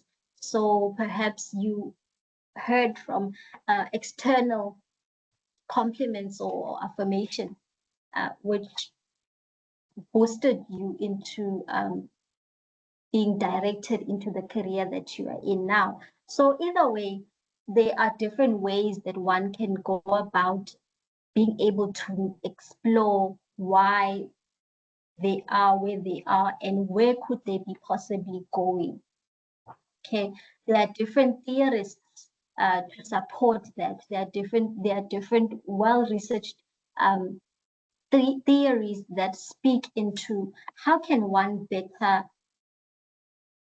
understand or construct that understanding of themselves in a career or degree perspective, right? There's, for instance, there's the one theory called Life Rainbow from Donald Super, who suggests that the development of a career is through the self-concept, meaning that as one matures within each of their stages of development by age and maturity, then, and also by role as well, then that assists the person to be able to finally get to a place where they can say, comfortably say, perhaps this is what I'm good at. And this begins, it may begin from one in maybe, let's say in elementary school, you finding yourself in more leadership positions, or instead of in childhood, let's say instead of you playing with your normal toys as other children, you'd be finding yourself playing, for example, with the stethoscope, or you're finding yourself from early childhood or mid years or teenage years being very interested in in sports or anything that involves physical fitness, and then that sort of takes a whole life of its own, whereby you continuously joining in different roles that would require you to express yourself in such a way, right? So even values are also, I think, very much part of this development. What you get to value from how you were shaped at home, or how you get to understand yourself, right? And then another theory would suggest that a development of a career of a career is constructed by one's journey or timeline of life based on what they have experienced, the challenges that they would have possibly encountered, and how they were able to overcome those challenges, and what lessons have they learned from those journeys, right? So that is what that is who the theorist called Mark Savikas was trying to suggest under the career construct of career identity. And then there's also the last one, who named John Holland, who would suggest that a career construction would be related to how people, where, for instance, it would be related to people's career to people's interests, skills, as well as their parts of their personalities, right? So he would suggest that people decide based on, they look at what kind of environments would best suit their skills and ability. They look at the groups of people that would align to their characteristics, and also where would they enjoy working and fulfilling their roles. So all of these different theories, and there are various others. I just chose the three for the sake of outlining briefly on how career is constructed. So therefore, I encourage you to think about why you started, and so that it can help expand the picture and horizon of where you are now and unpack where you could possibly be going in future. I think ultimately the goal of understanding the career construction is to paint a more colorful picture around your career goals. So I think while career and job can be used interchangeably, I would like to highlight that although they are used interchangeably, but there is a difference. And I think already you are fully aware of the difference, that career, it's a lifelong journey, and then a job, it's when you are following your, you don't necessarily have to have a degree for a job per se. But in the context of university, you start with first completing a degree and then getting a certain job that is aligned with you, with the degree, right? So as a way of navigating your way around your career, it is important to consider various factors that will assist you through your journey. Example, your identity development, your emotional adaptability, as well as your skills, right? Why is it important to know the difference between your job and career? It's important to differentiate between them, because it may help you create goals you can work towards in your life. So knowing that a job is just a position that you can work to get closer to, while career gives you the ability to find your role that fits in your goal and align with your skills, personality, interest, and purpose. So I'm hoping that as I'm going along, basically just unpacking the career more especially, I'm hoping that you are also just reflecting in your mind, how best can you fully express yourself in your career, in this lifelong journey that you have been blessed with. Be it, maybe some of you or most of you probably were involved in leadership positions in high school. Maybe you were prefects, or you were involved in societies. I encourage you to hone those, continue with those roles, and hone those skills, leadership skills, and even in the university context, ensure that you expand yourself by joining the different societies that are available, that will help shape this professional being that you are.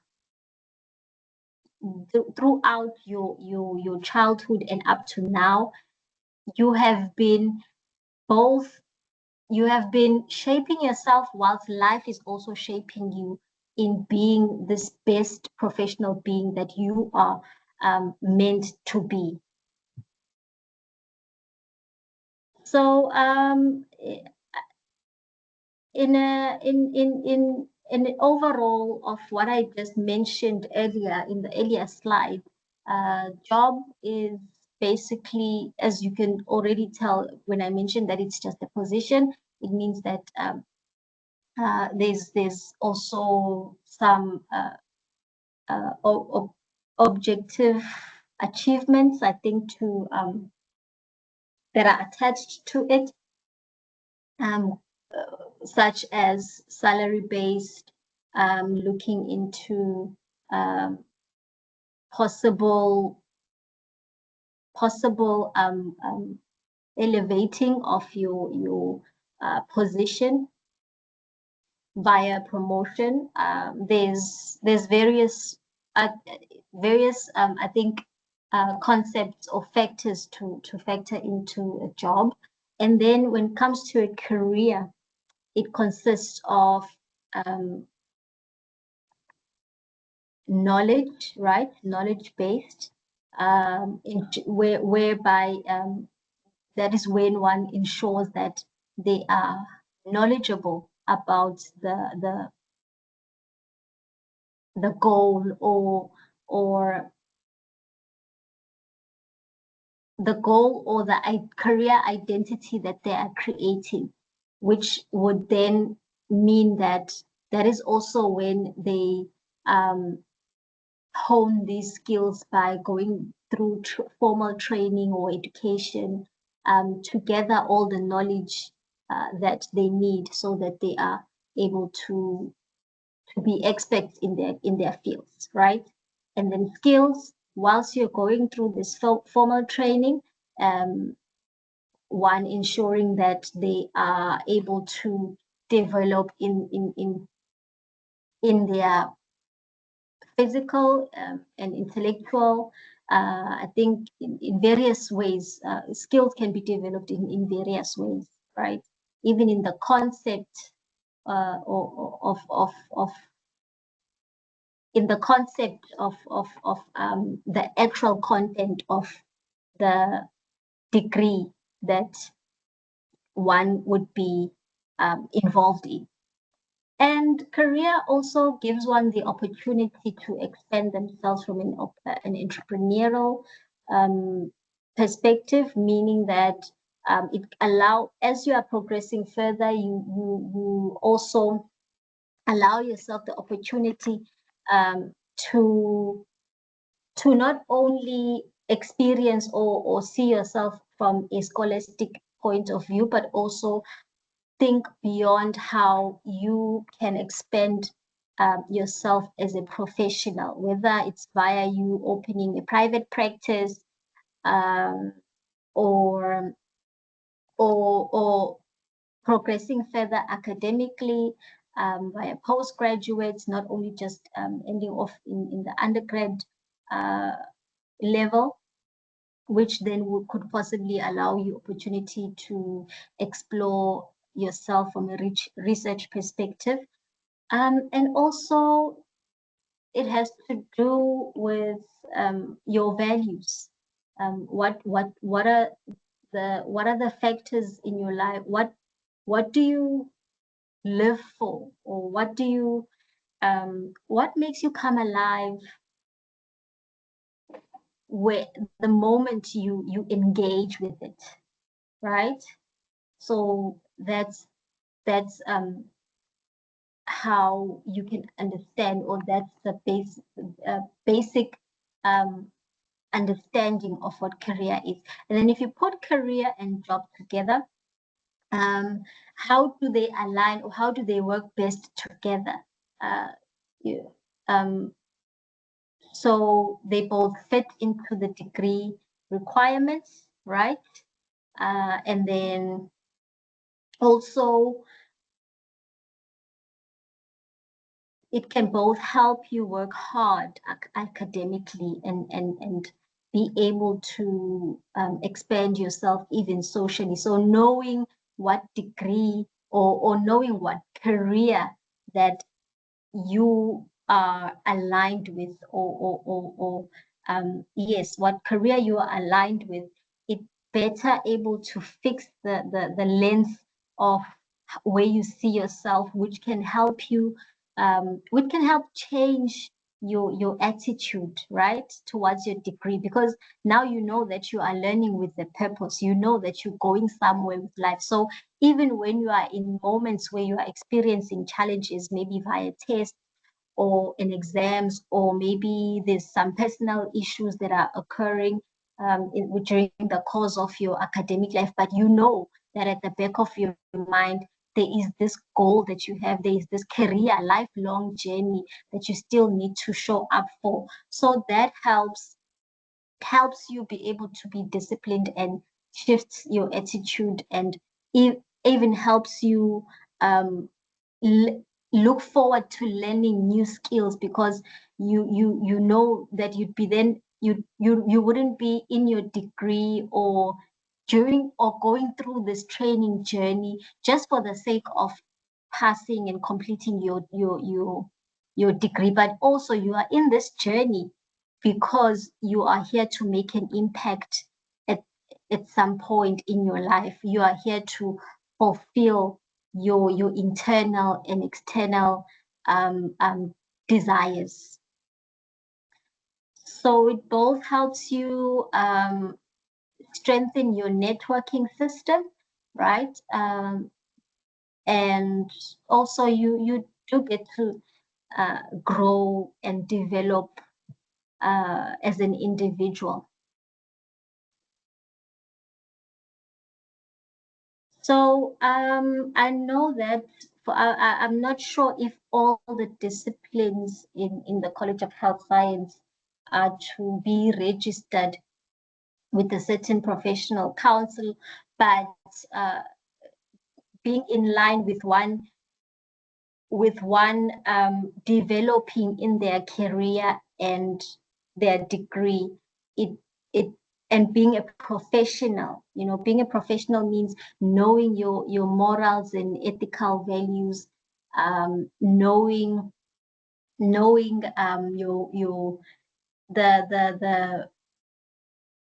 the right ethical behaviors or attitudes or policies, to follow. During, for some of you, probably will be during or after the degree that you're doing, then you'd be required to be registered with the Health Professions Council that is aligned to your degree. So yeah, even if I have, for example, if you're doing medicine, it would be the Health Professions Act, and then if you're doing I think nursing, it would then be THANK. So in a career or job benefits, it allows you to it allows you to be able to secure or reach a level of job securement or security, and also can help you reach a place where you are able to balance your work or your personal life via means of factors that are fulfilling to you. Because remember, a career that is aligned with you, it means that it doesn't only just meant to be fulfilling your external desires or interests, but also the intrinsic benefits or intrinsic motivations that you would get from that.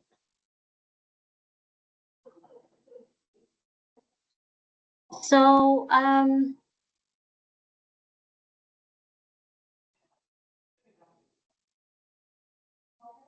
in looking into the context of what then now, knowing all of the above or all that I've mentioned earlier, the importance, or rather how the career self is constructed, and how the benefits, how it's able to impact or influence one's life. And now looking into the now of, here you are in this degree that you are in, and you are in the journey of ensuring that you want to be as successful as you can be, right? You want to make sure that you are able to, reach your goals of you're doing well, performing well academically. You want to ensure that you're able to maintain still your social life, and also you want to make sure that you're able to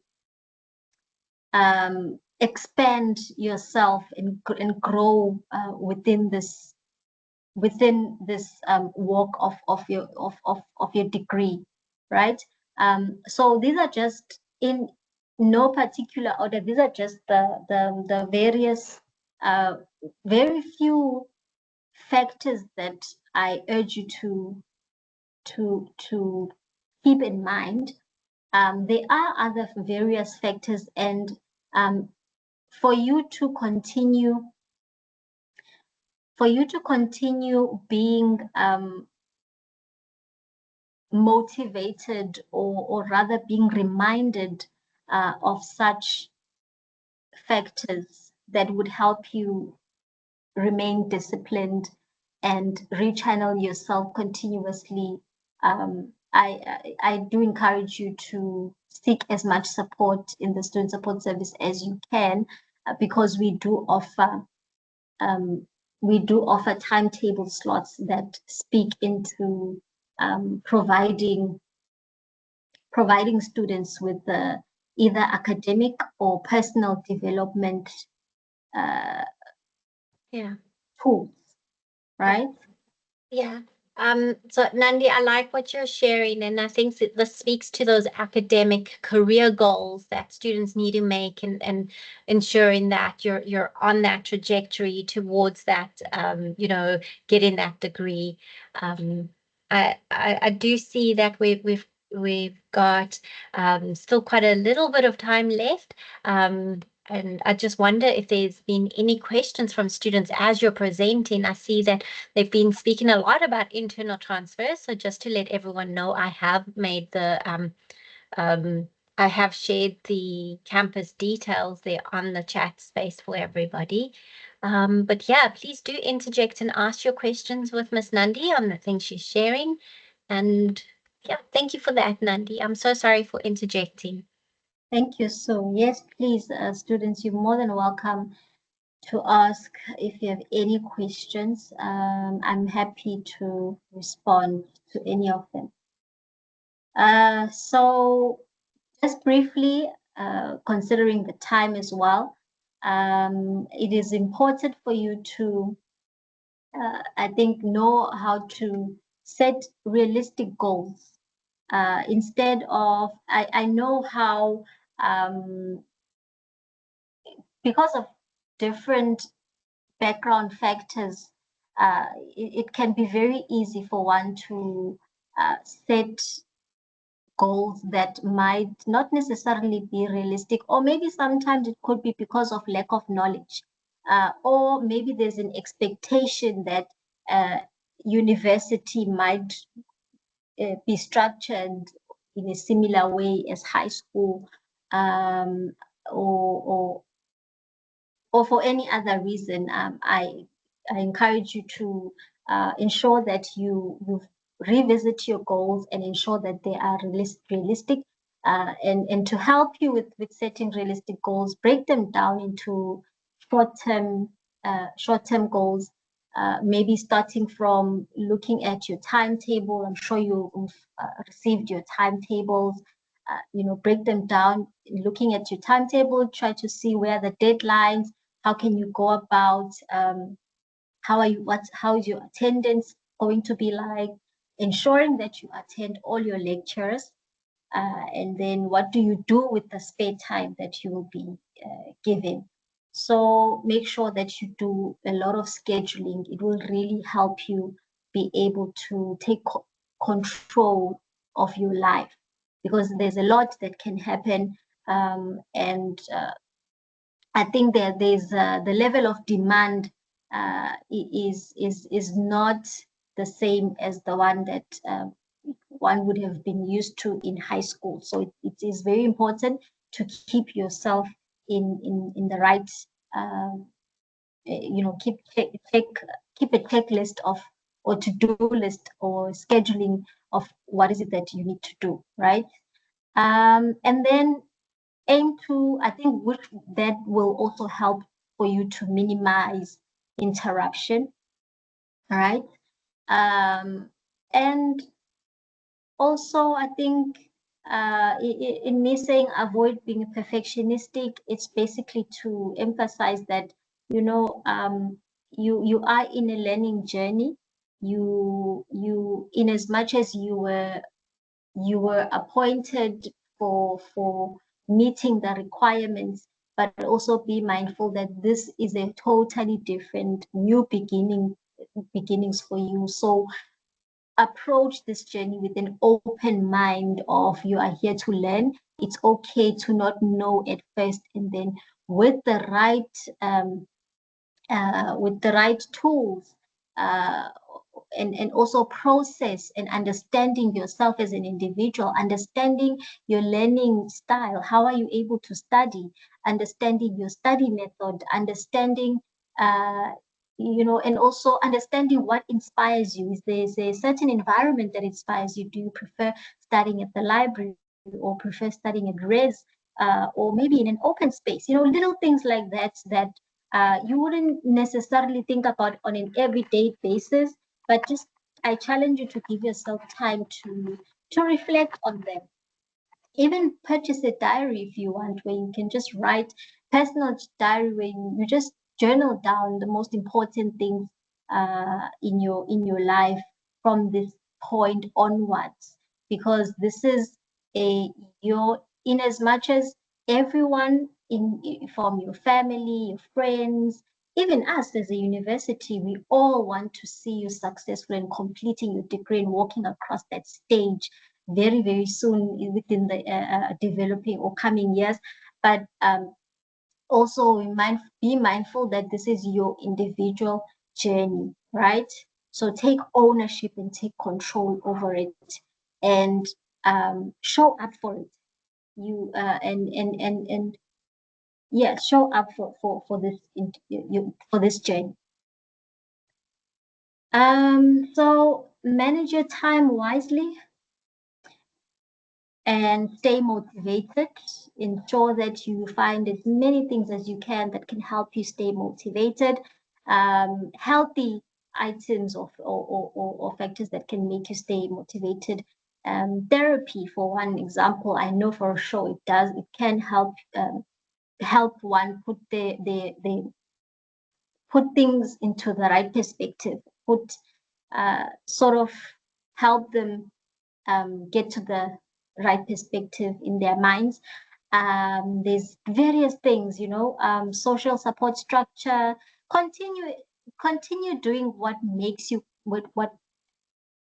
continue doing what you enjoy. Maybe you enjoy hanging, maybe you enjoy laughing, you enjoy playing sports, soccer. You enjoy debates. Join a society. And join a society that can hone that skill. And then just do it. Don't wait for anyone. Don't wait for an approval from anyone. It's your life. It's your life, your career self that you are developing. Therefore, you take control over it and seek as much social support structure as you can, and ensure that you balance out your life so that your mental health can be well maintained. Because what is mental health? It includes your emotional well-being, your psychological well-being, your cognitive well-being, physiological well-being, and social well-being. So it's a constellation of all these various wellness wellness factors that all make up what is referred to as mental health. Why is it important? If you're able to maintain yourself, make sure that your attitude is in the right perspective, your discipline is also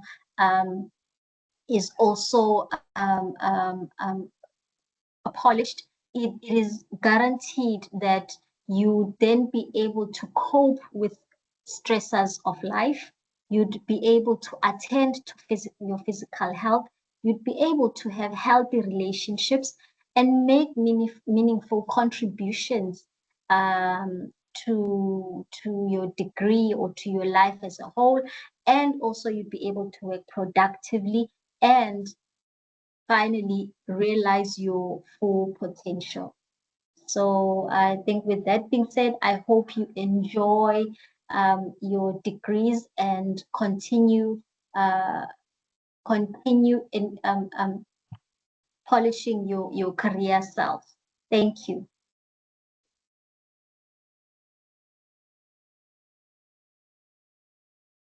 Thank you so much, Nandi. That was really helpful and informative for everybody to listen into as they look at career looking at career exploration, the different stages, going through your own personal inner journey, and the journey that we take from those first days in, to the point where we are now here today together, pursuing a certain degree. And I think that was really meaningful for me to see, all the careers that, that we have thought about and now have chosen.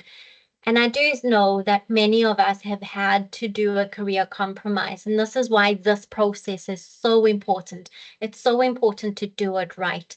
That when you're looking at going into a career that is your third or your fourth, that you want to make sure that it is a career that you like to do, that it is a career that you want to do. So it's so important that when you're making these decisions, that you do it with the right information, that you're well informed of, the career knowledge, your self-knowledge, developing those skills to be able to make those decisions. And if you're undecided, to kind of explore, okay, what are the different avenues, and creating a career plan so that when you're ready to follow through on that career plan, you have all that you need to be able to make a good career decision. So this might be the most basic question that I've asked here on the chat. Do you like what you do each day? And we are going to be asking you this question again when we see you for career exploration and advice and assessment. I think there was a research study done many years ago that only 20% of people gave a strong yes. And I think that's so important. And at a fundamental level, we all need something to do, and ideally something to look forward to, that when we wake up every day, this is something that we would like to do. So what you spend your time doing each day shapes your identity, whether you are a student, a parent, a volunteer, a retiree, whatever role you're playing in your life, because we play different life roles. And I am just going to ask my colleagues just to help me with the unmuting students that happen to unmute, if you don't mind.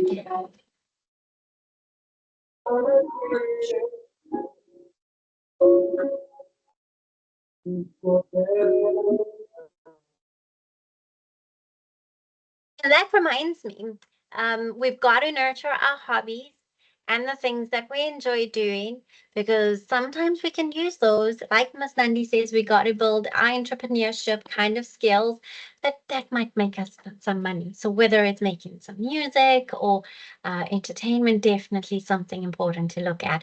So we spend the majority of our waking hours during the week doing something we consider a career, an occupation, a vacation, or a vocation or a job. So, and also when we meet people for the first time, what is the first question they tend to ask? What do you do?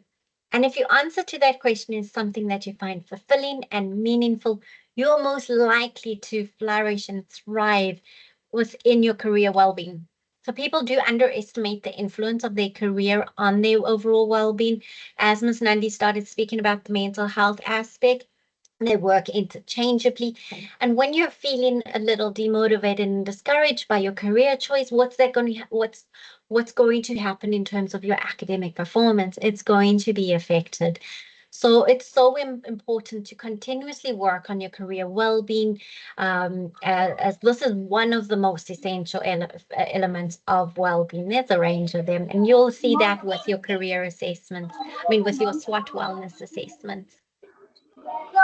If you don't have the opportunity to regularly do something you enjoy, even if it's more of a passion or interest in something you get paid to do, the odds of having high well-being in the other areas are diminished, just as I've explained.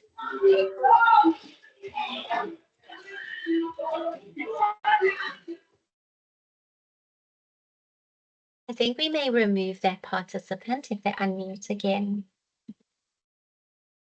Thank you. Imagine that you have great social relationships, financial security, and good physical health, but you don't like what you're doing every day. Chances are much of your social time is spent worrying or complaining about your lousy job, so sorry. And this causes stress, taking a toll on your physical health. So if your career well-being is low, it's easy to see how it can cause deterioration in all the other areas of your life. So what is this career well-being that I'm speaking about? It speaks to feeling good about the work that you do. It also includes how you feel about work and whether your career option suits, stimulates, and inspires you. And that's what has to also happen when you're doing a career compromise. These elements still have to be present. If your occupational well-being is strong, you will be happier, healthier, and more successful. You will experience job satisfaction. So why choose a career? Ms. Nandi has unpacked that beautifully, as well as what is a job and a career. So start now as you prepare yourself for this exciting journey ahead by understanding that while you might need to apply for a job in the near future for financial reasons, it also has to be because it's something you love, something that you excel at. All right.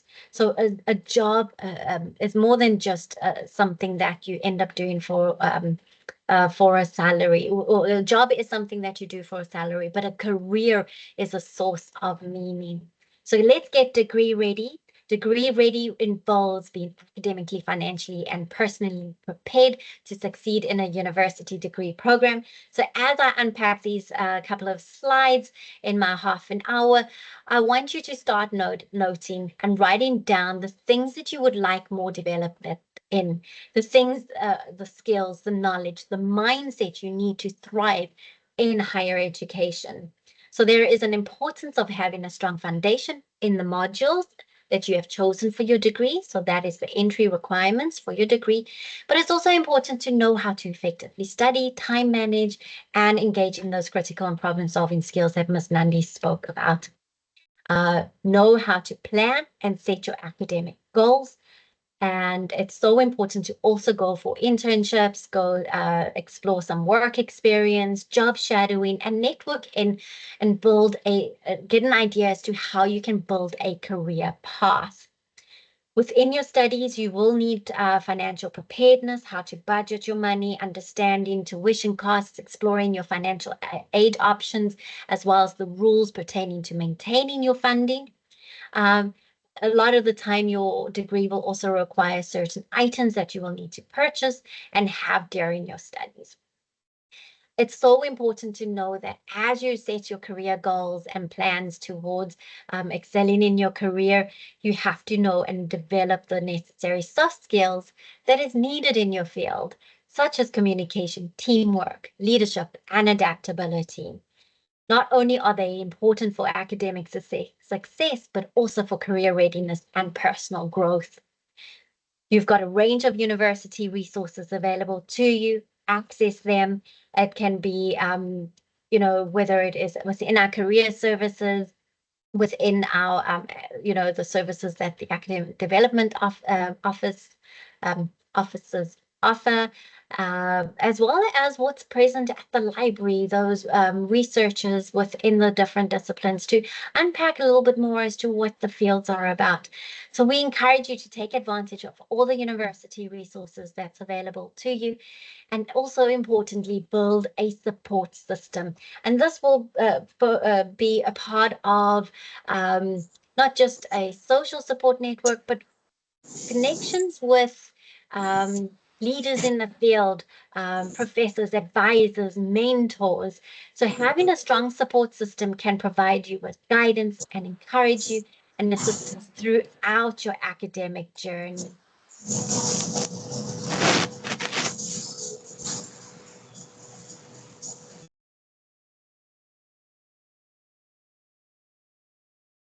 It's so important to also look at a plan to thrive and be well, live well, do well. So it's important to maintain that healthy balance between academic responsibilities and personal life. So these are necessary in establishing good habits, those soft skills, traits, values, attitudes, knowledge needed for the world of work. And this is what happens in the beginning of your academic career. It is so important to be prepared for university. And this journey allows you to be career ready for once you graduate. It helps you to smoothly transition into the world of work. And it starts from this moment onwards when you decide on what your academic success is going to look like, how to become career ready, looking at reducing your stress, managing maximizing on every career opportunity. Go through that inner journey of personal and professional growth and building that professional network. So what does this actually look like? If we had to unpack it into a matrix, this is what it looks like. There are two streams of career development. It's your objective career, looking at career pathings and the management of it. So this is the route A, B, and C. And within these plans, these are the steps and strategies I follow. And then there is the subjective career, and this is based on evidence. This is the evidence that looks at, this is what I'm good at, the competence, the abilities, the skills that I have. Then we have the interests and values that I have within a career, or that a career needs to offer me within the life that I live, as well as maintaining that motivation. So you're continuously developing this identity. So when you spoke about this is a career decision I made when I was in grade 4, in your mind, you knew what this would look like. You knew this was the type of optometrist I wanted to be, a speech and language therapist I wanted to be. You already had this vision in mind. So you're continuously evolving and making these career development choices, and every choice has that stage. So from the beginning, as you're working in as a first year, early entry into your career field as a specialist, and when you're filling in forms and they ask you what is your occupation, you are writing down student occupational therapist, student physiotherapist, student medical doctor. That is your role, and you got to live that role and that identity. So where does all of this begin? The meaning of work, and we've seen that things have transitioned and changed. So your curriculum is developed in such a way that you're going to develop the necessary graduate skills to do well within your career, to flourish, to be well, to be a communicator, advocate for people's rights, to collaborate within teams, be a leader, a health advocate, a scholar, lifelong learning, and that professional healthcare practitioner. So yeah, I touched on the word graduate skills and capabilities and capacities. And when you go into the field of work, that is what the employers are going to look at, what you have within you. Over and above just having a degree, do you have the attributes, the qualities, the values, the soft skills to be able to do that, to be adaptable and flexible? So in the chat space, let's see what do you think employers are wanting from you when your degree complete? What do you think that they are looking for when they're going to employ you? More than just your degree, they also want, and throughout the session, I am giving you ideas already as to what employees want, you know, within those that they employ. So I am very interested to see if you are sharing, and I am going to keep that question open throughout the session. So we know what they want from work. There's a range of skills and attributes, and these are the top 10 skills, soft skills, and please add to this list, but this is what they currently asking for. By the time you graduate 3, 4, 5, 6 years from now, this list is evolving. So we challenge you to start thinking about what will the next 10 years expect or need of you as you evolve and develop within your career. So that's a good time for me to just mute so we can see what else. They are awesome. Anele, absolutely experience. So as you go within your career as a student specialist in health sciences, look at how are you going to create these opportunities to build experiences. Is there other okay, perfect. So Ms. Nandi had touched on all of these aspects. So in summary, when you're looking at developing and designing your career trajectory for the next 10 years, you're going to forever evolve and move in between all of these stages or aspects within your career. It's not static. You don't design it now and you're into the degree. You're in the degree now, and you're now having to find new motivation, new drive to continue on this journey. And this is kind of what we're going to be seeing. You will have influences from people around you in your communities, your friends, your UKZN community, your College of Health Sciences community, as well as what is expected in the employment market. And internally, the personal factors that Ms. Nandi spoke about. So to develop those, to build an awareness, connect with us in student counseling. And I think it's also important that as you're developing yourself, you can also ask, well, what's going to make me unique? Where can I go and take this career where I am most needed? Where can I go or develop in such a way that, you know, like I don't want to say a scarce skill, but there are certain skills that are scarce that people are looking for. And these are those top 10 skills that if you have and you develop now over the next 10 years, building the experience in languages, being more financially savvy, looking at, you know, building networks and communication and relationships with people. It's going to make you more in demand for these environments. So what personal attributes do you need in order to flourish? And it's a whole long list. So continuously work on you know, on your personal and professional career goals. Some of us are wanting to do a career transfer, while some of us have done a career compromise, and some of us are in the field that we have chosen and as our choice one. So it is hard when you're having to look at other careers, but I'm just going to share with you just a very brief overview as to what else is offered at the College of Health Sciences. And this information will be shared with you. And once you go through this information, you would be able to kind of see, okay, I fit better in this because these are the qualities that I hold. But any career within healthcare requires these attributes. So continuously dedicate yourself to developing these skills, attitudes, abilities.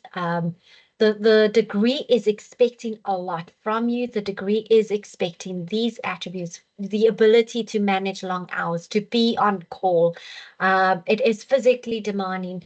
If you're someone that you know, requires to be more investigative and hands-on and practical, this is definitely a field for you. So we have our Bachelor's of Nursing, and this is where you're assisting those that are ill, injured, or that require assistance in managing their health and relieving pain and discomfort. There are major moral responsibility and reliability upon you to be thorough, to be self-disciplined, to be adaptable and willing to serve others. It is a hard profession, but it is very rewarding because you are dealing with a lot of the injured and the ill, and you also get to advocate for people's health needs. The field of medicine, this is where you get to care for people and always learn about the human body. You got to have a good aptitude in anatomy, physiology, and life sciences. And yeah, the qualities you would need to be patient, tactful, and calm. And again, these are attributes that you would want to develop as you transition throughout your degree. The same with sports sciences. Yeah, you're going to be coaching and teaching and working with an array of different kinds of people. So you got to have a sense of tolerance and patience. You got to be able to enjoy the outdoors and live a very lively life. The field of audiology, and this is going to help, within this field, you're going to learn how to help people to hear, as well as fit hearing aids and instruments in order to improve the quality of life of people who have struggled to hear well. So yeah, you would be needing the skills or the values of being sensitive to other people's needs, be practical in nature and detail-oriented. The field of speech and language therapy, yeah, you would be assisting in treating speech sound, fluency, disorders, voice disorders, as well as developmental language disorders. And this is both with children and adults. Again, the personality is very similar to all the other health fields, where you're sensitive and concerned for the well-being of others. The field of dental therapy, you're doing dental extractions, fillings, scaling, polishing, dental x-rays, and health education and promotion.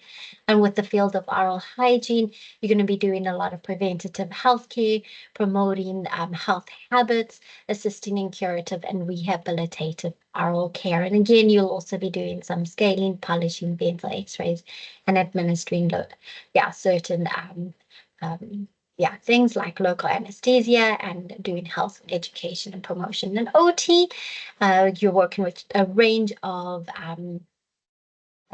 different peoples with different health needs, also to improve the quality and well-being of others' quality of life. And optometry, yeah, you're working on the eye, so you would need to have an aptitude with life sciences as well, and the human body, in particular the eye, and how the brain works. And you will be doing assessments on spectacles and even doing prescriptions of contact lenses to improve and prevent visual deficits such as farsightedness and short-sightedness. Physiotherapy, you get to be quite hands-on and practical in this field, where you get to use your hands, even use mechanical and electrical machines and tools to assist and improve the quality of life.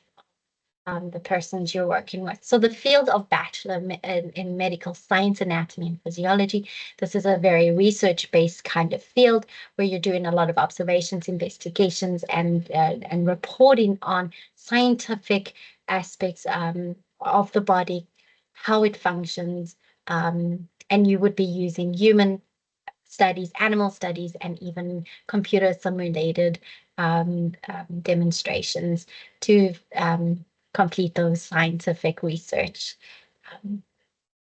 studies that you do. And then just to quickly look at anatomy is the structure of the body, where physiology is the function of the body. So we do find that a lot of students will degree compromise on this field from other fields into this field. So this is a research-based kind of field. So if you're into research, writing, and languages, you would really enjoy that field. And then finally, pharmacy. This is where you get to manufacture, dispense, and distribute medicine for the treatment and prevention of diseases in humans and animals. So I have shared quite a lot of information around the different careers, courses rather, within the College of Health Sciences. So I do hope just with that brief overview that I have shared with you, you can actually see where you fit a lot more, and just kind of like within your degree, kind of see where you can develop and be that unique professional. I do feel that we all go into the same degree. There are 200, 300, 5,000 other persons in the same career field. Ask yourself, what do I bring? What is unique? that would make me stand out in this field. And I think it is so important to know that all these fields within health sciences are scarce skills that our country needs. So we are hoping that as you working towards the end of your degree, that you consider, giving back to your community, those can-made qualities that I shared earlier, a collaborator, a contributor to the communities that we come back, so we can develop and improve the health and well-being of those within our communities. So I am mindful of time, and I do want to just mention that you're continuously evolving in your career, but what is most important and what is unique for you is the goals that you set for your career. So it is so important to continuously set goals and create opportunities where you can start seeing yourself flourish and achieve those goals, whether it is within your academic program, with every lecture, always asking yourself, how can I be the 1% better in my field than yesterday? And every action needs to speak to achieving that career goal. To assist you in your career planning, go and do some job shadowing, go and do career research. It is so important that when you're doing career research, that you speak to people in the field as well, asking questions around, what can I gain from this field? What would I offer? Would I be able to, manage, this career field with what I have, my own individual personality traits, my interests, and kind of having that conversation and get yourself a mentor. I think it is so important to explore. And then I want to just touch on creating your brand. So from this moment onwards, whatever you're posting on social media is adding to your personal brand. Every conversation that you have on social media adds to the identity you're building within your field as a professional person. So when you're looking at creating your brand, ask yourself, what differentiates me from others, and let your brand speak to that.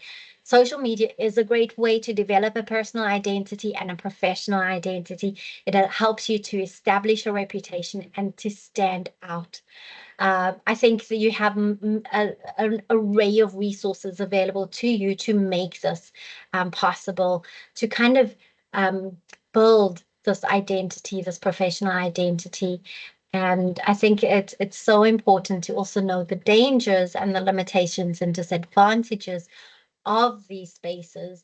And I think as you're building a portfolio, a brand, you're going to have to be adaptable and flexible, continuously building your self-confidence, your self-worth, and your self-esteem throughout this academic journey. So kind of be conscious and aware as every post that you put on WhatsApp, every question that you've asked in a webinar, that adds to that identity. Know the rules, knowing what's going to build that brand that's out there that we recognize. I think when you see a logo, that automatically we associate a good or a bad experience. So be sure that the name, the brand that you create is that brand. So yeah, I think it's so important just to remind yourself that those qualities speak to the person you're hoping to be in a week from now, a month from now, a year from now, at the end of your degree, as you graduate and as you enter the field as a professional healthcare specialist. If you're uncertain, we always also explore taking a gap year. I do sometimes think that sometimes that is a better option when we're going through a career compromise, maybe because we don't have sufficient information or knowledge about the careers we're going into, or our funding has not been secured. So we got to make certain choices.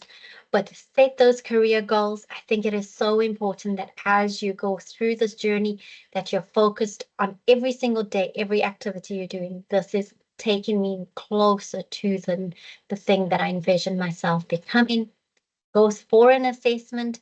It's so important to know your interests, your strengths, your values and skills. Research those career options and set those SMART goals. And when we're setting our SMART goals, know the difference between short-term and long-term and create that action plan. You have a team of people nearby that is part of your team to assist you and plan. Continuously evolve, be flexible, and adapt. The same as your career goals will be adapting and evolving over time. So regularly review them, seek support, as I've mentioned, celebrate your achievements. And I think that was quite a lot for our career session, but I just want to appreciate you all for listening in on these talking points that myself and Ms. Nandi had shared in the second part to today's session. We will be opening our Q&A in a moment, myself and Ms. Nandi. But I've got two very important questions that we tend to, get asked. And I think it's so important that we also pose these questions so that you're also aware.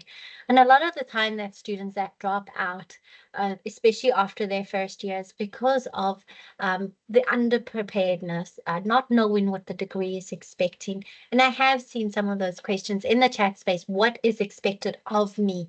What do I need to do? And just this whole registration process, getting accommodation, securing funding, getting financial clearance, coming to school, are all of those things that we need to know how to do. So have your team to help you and support you to prevent that early dropout. Just research your career. You've got a team of support to help you, a team to support you.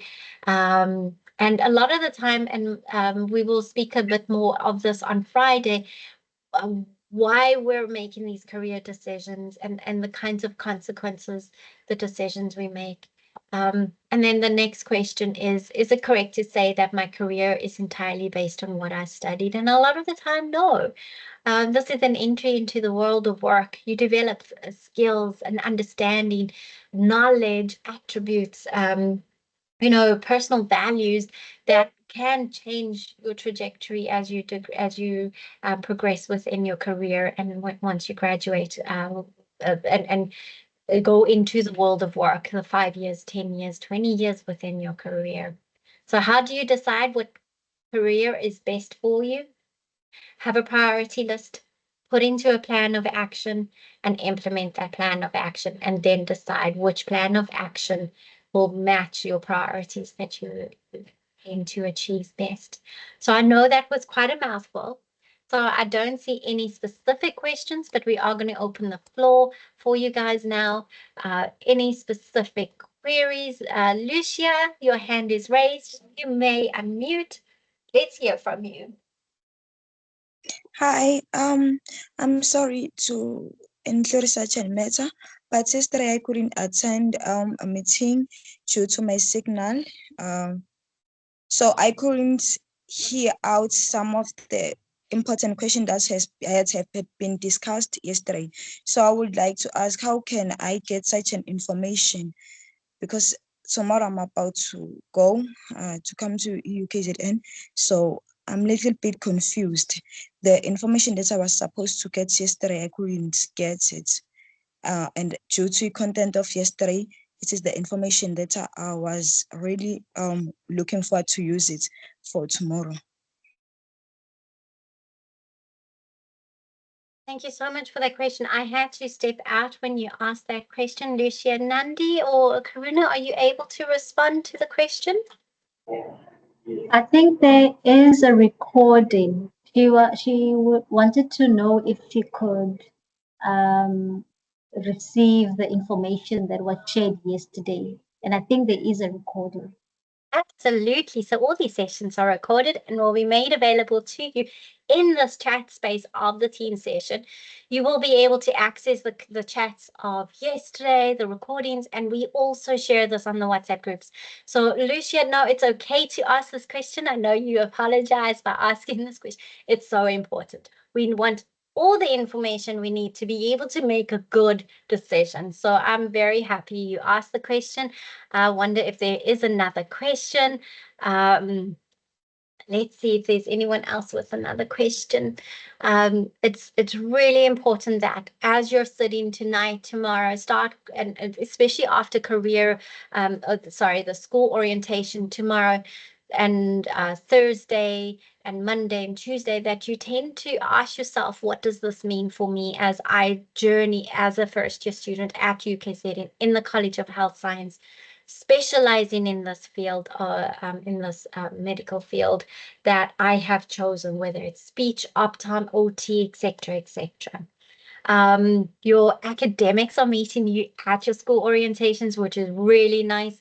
They're going to unpack what your degree looks like academically, what you can expect in terms of your clinical aspects, as well as your tutoring, tutorial sessions, the assignments that you need to submit. So you're going to be meeting your year coordinator, academic leader, your academic development officers, along with your academic mentors during these school orientation programs.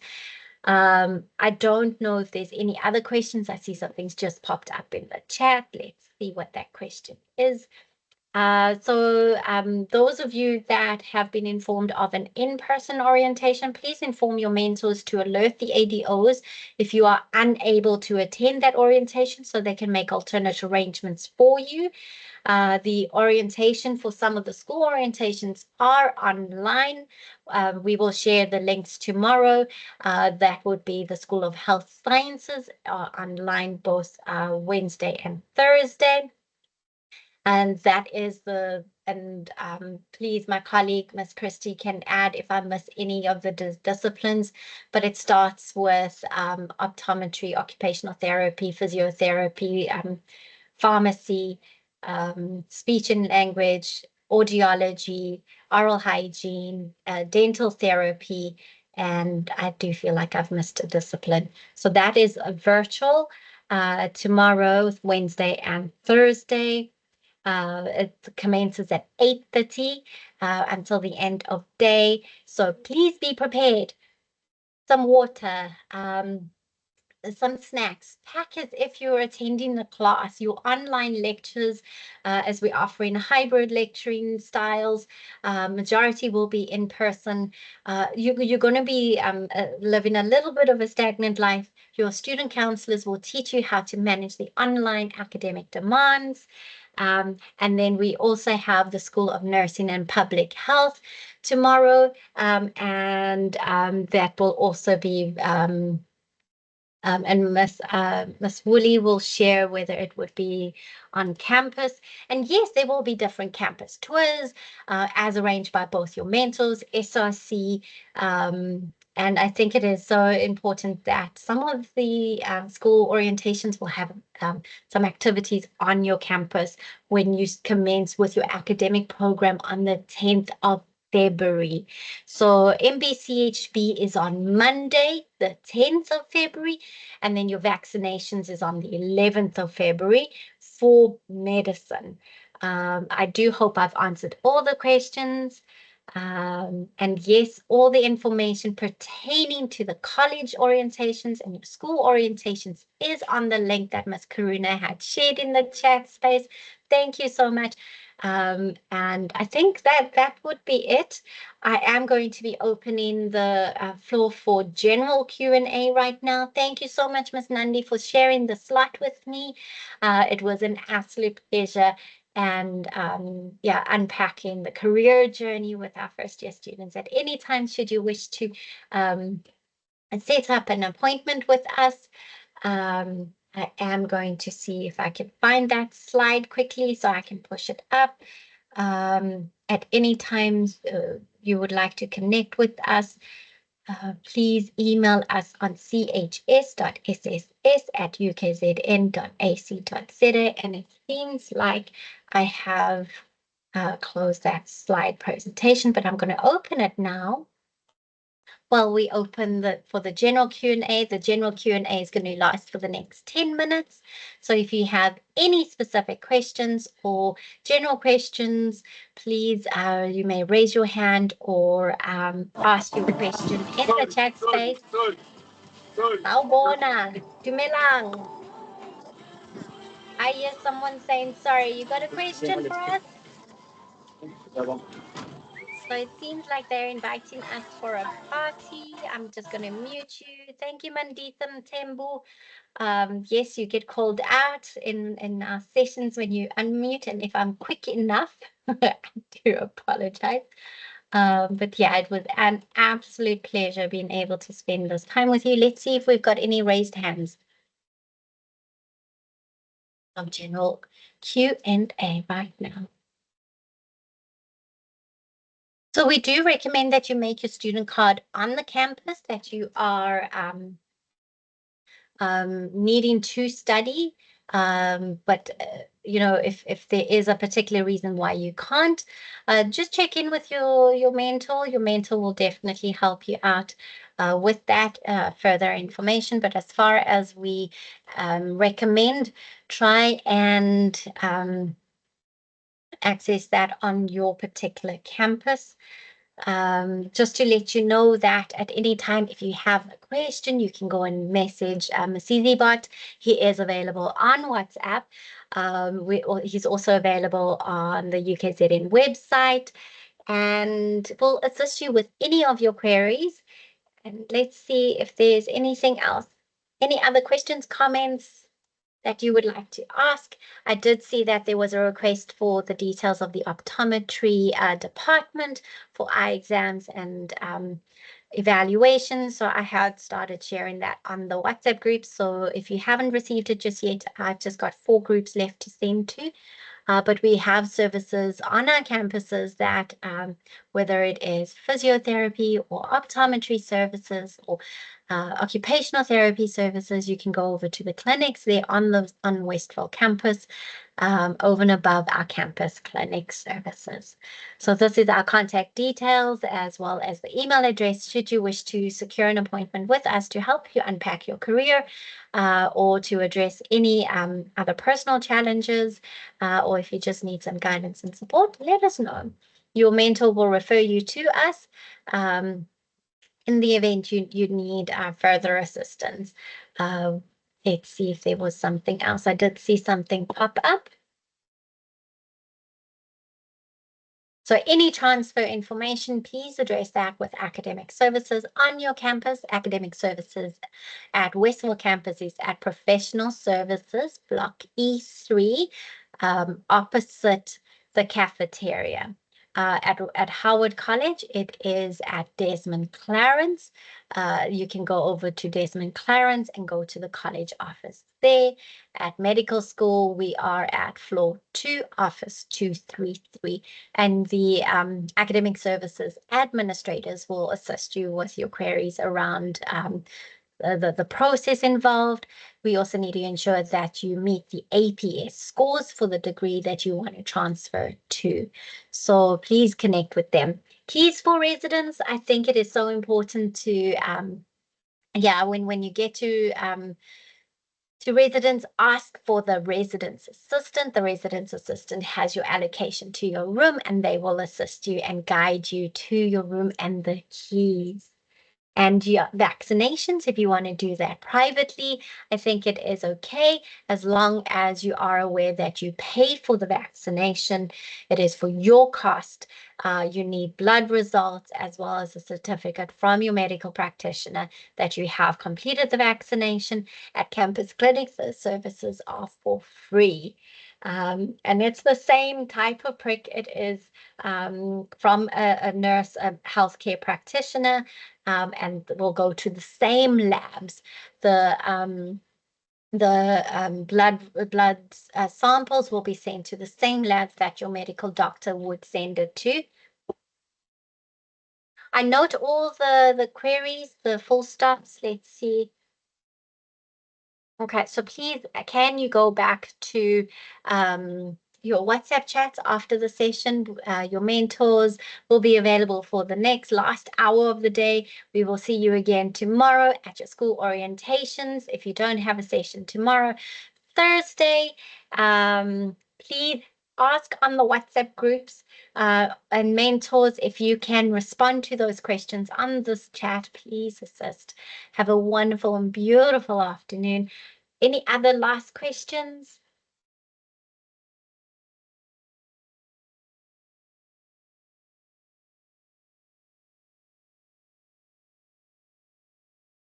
Okay, I take that as a no. Have a wonderful day, everybody. Take care and bye. Amaya Sinclair. Oh, Pretty, you've got your hand up. Yes, Pretty. Hello, Miss Susan. I wanted to ask if the orientation on the 5th and on the 6th is gonna be on the school or not, or is we gonna attend online? Okay, so there is a program that we have shared both online on WhatsApp as well as in this chat space. So have a look. If it says link, that means it's virtual. If it gives a venue, that is in person. What are you studying? Optometry, miss. Okay, so I'm going to ask my colleagues who is in the field, in the School of Health Sciences, is the optometry orientation online? And the answer is yes. So absolutely. So optometry is online.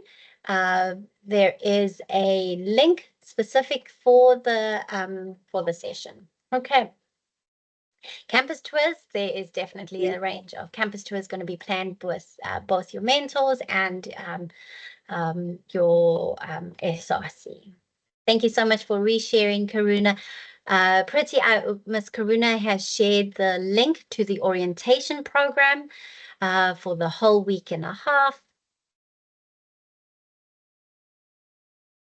So any queries around finances, please connect with student funding, especially around loans, sponsorships, and funding, bursaries, and loans. And yeah. Okay. I take that as all. Let me see if there's a final question chat in the Q&A. I've done the chat. Please refer to the orientation guide for any of the orientation questions that you may have. Please also go into your WhatsApp groups and we will respond to you there. So have a wonderful day, everybody. Take care and see you guys soon. Bye. Stu, would you mind staying?